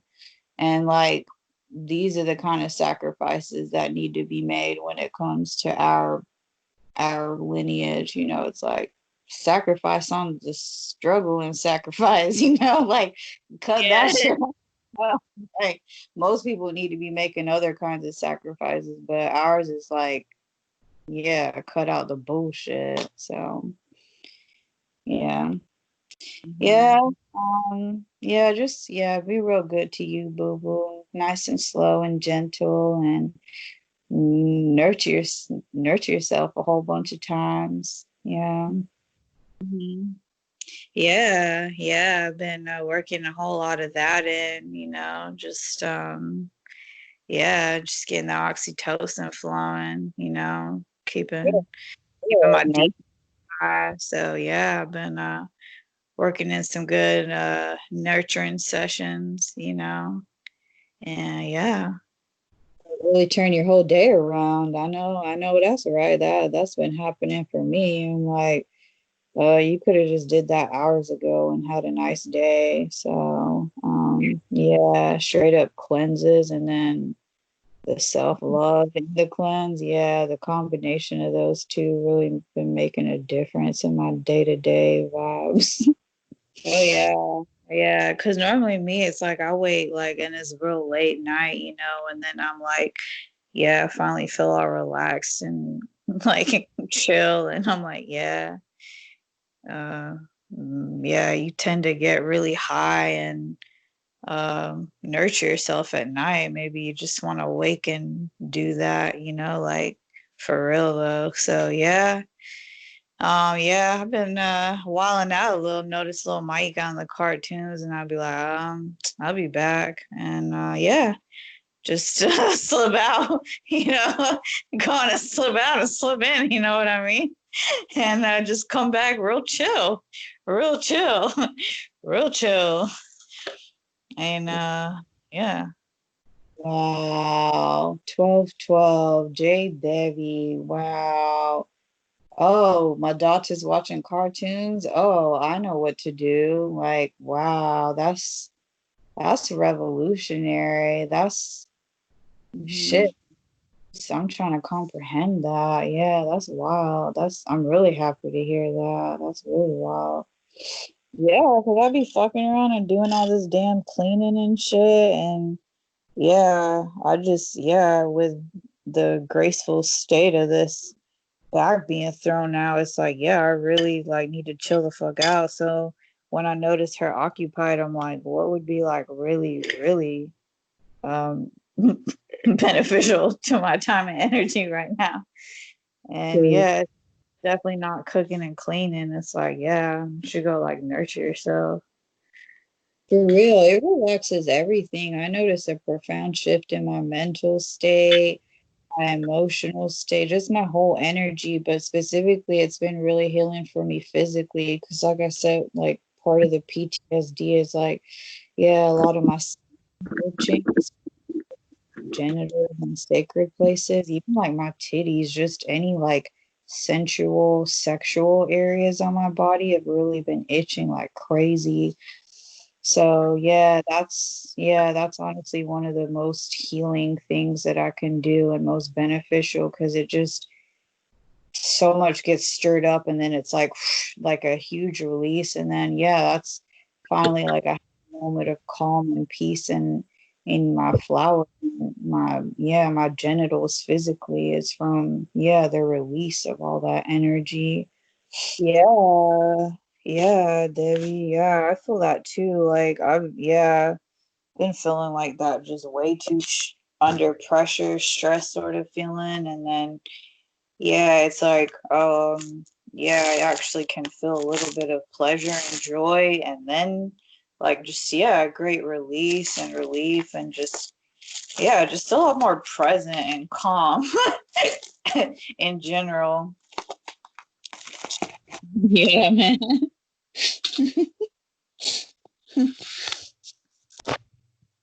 Also, Baya looks likes y'all's new pad.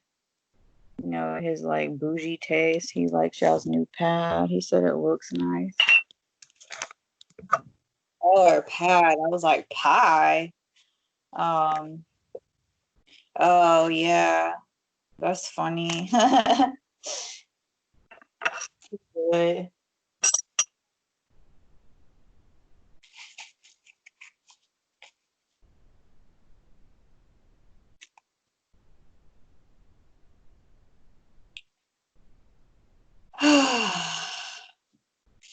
Well, all right, my Devi. Yeah, we're doing so good at nurturing us and taking care of ourselves. Yeah, I'm just really proud of us for real. All these stories I've been hearing and yeah, just really been feeling and thinking about me and you and just, yeah. Well, we're gonna make it all so damn worthwhile for real. Yeah, I'm so glad Joe said that because, I mean, it's not like I wasn't aware of that, but just her stating it very clearly, it just gave me such a huge inspiration and reminder of like why we're doing what the fuck we're doing. It's not to keep struggling or just barely make it by. It's to fucking really, yeah, live our dream lives, and yeah, boss up so good that we're taking care of ourselves and our families, and we're all actually getting to enjoy life together. Yeah, yeah, for real.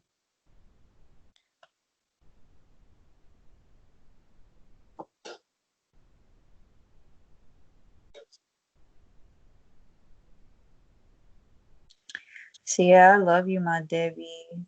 Lots of hugs to you. Mm.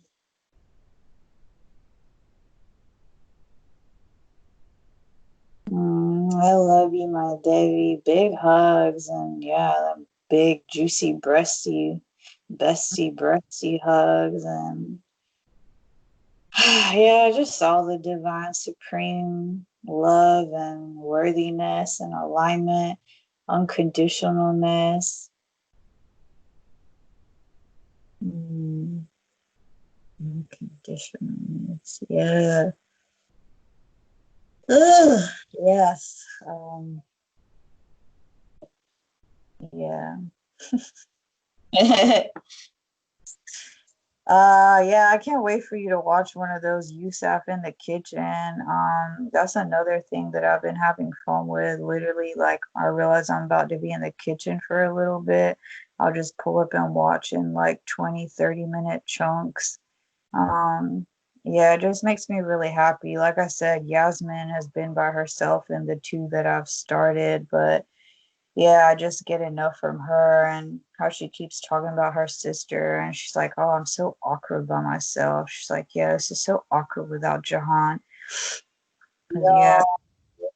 there. And she just, yeah, she feels like she's being really awkward and weird. And yeah, then everybody in the chat that's there live is like roasting her because, yeah, it's like a fam vibe. They've been knowing and seeing her for years. So, yeah, they're just like calling her out on all her quirks and shit. And she's just, yeah, really pleased and delighted because she feels so loved to be seen like that. So yeah, she's really fucking spacey. I was sure she's a regular stoner, but she's not. She's just, yeah, kind of like a little bit airy.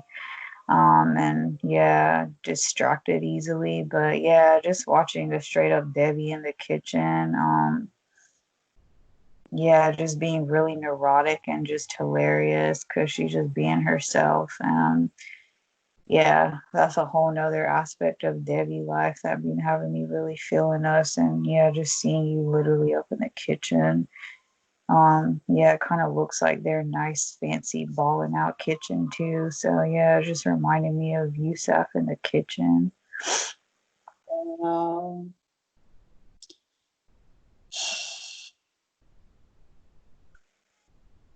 She was trying to mail someone can of butter. She was like, yeah, so me and Jahan made this can of butter and it was too strong.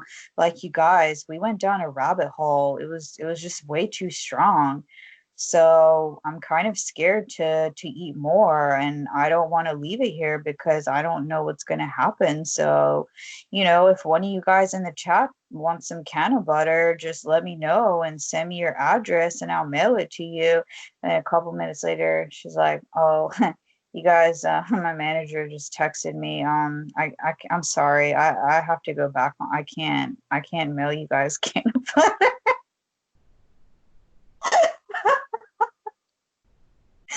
like, she's such an innocent young blood that she just thought she could mail some random fan some fucking can of butter that's homemade. I'm like, oh yeah, you don't even know how old your fans are. You're just gonna like mail it across state lines. And well, she did say lives in Cali, but yeah, still, she just slowly started to realize certain things after she said it. And then all of a sudden, she saw the manager's text and was like, yeah, don't do that.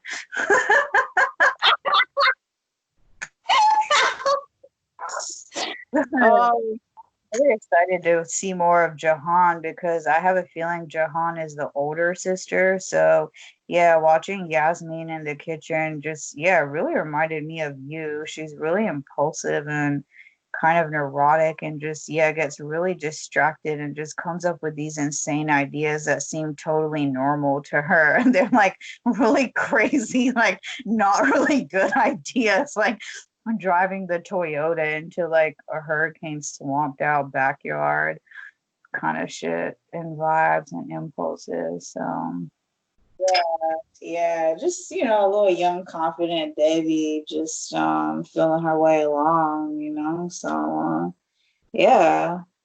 Yeah, yeah, thank you for reminding me of that. That sounds good because I like, yeah, watching stuff like that to accompany me. yeah, what the easiest way that I did was I just went ahead and downloaded Twitch on my phone, like the app.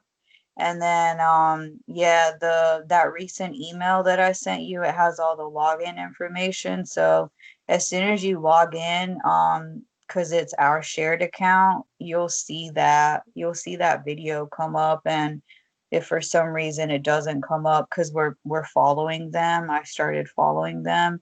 Um, but yeah, if for some reason it doesn't come up, you could just type in Yusuf in the kitchen or yeah, I think I sent you a link too. But yeah, that's been really fun for me when I don't want to watch like too serious of a spiritual video because yeah, they are Debbie's and she does yeah, just through her consciousness, spirituality comes out. But yeah, it's not like it's she's really chuchumri and yeah, just talks about how she feels like she's being an asshole or a dick to the people in the comments when I think she's really nice.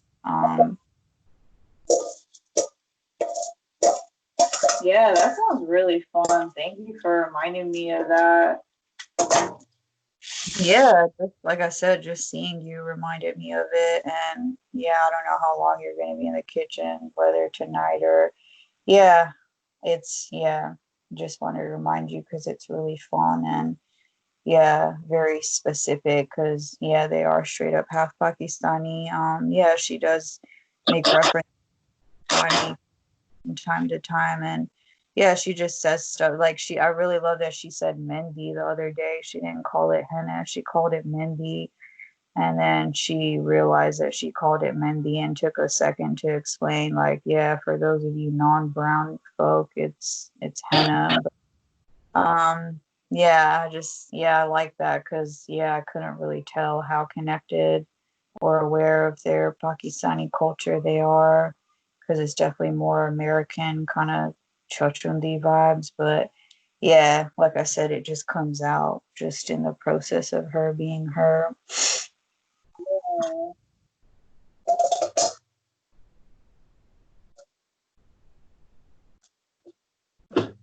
All right. Well, yeah, I'll let you focus and follow your impulses, and I'm gonna get into this bowl that I've been really eager to light up, and yeah, may we just stay lit with a lot of self-love and great self-awareness from within, and relax into the flow of well-being that's already flowing for us.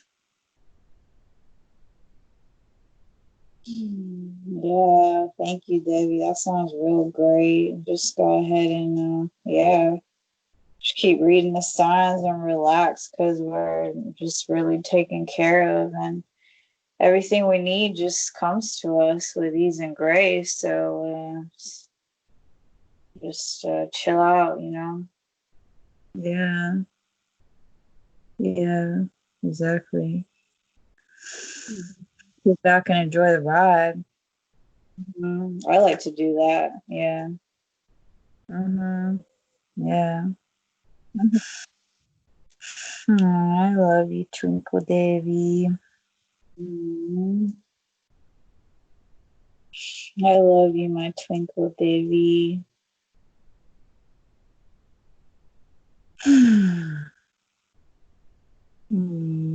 Yeah, J Devi. Devi.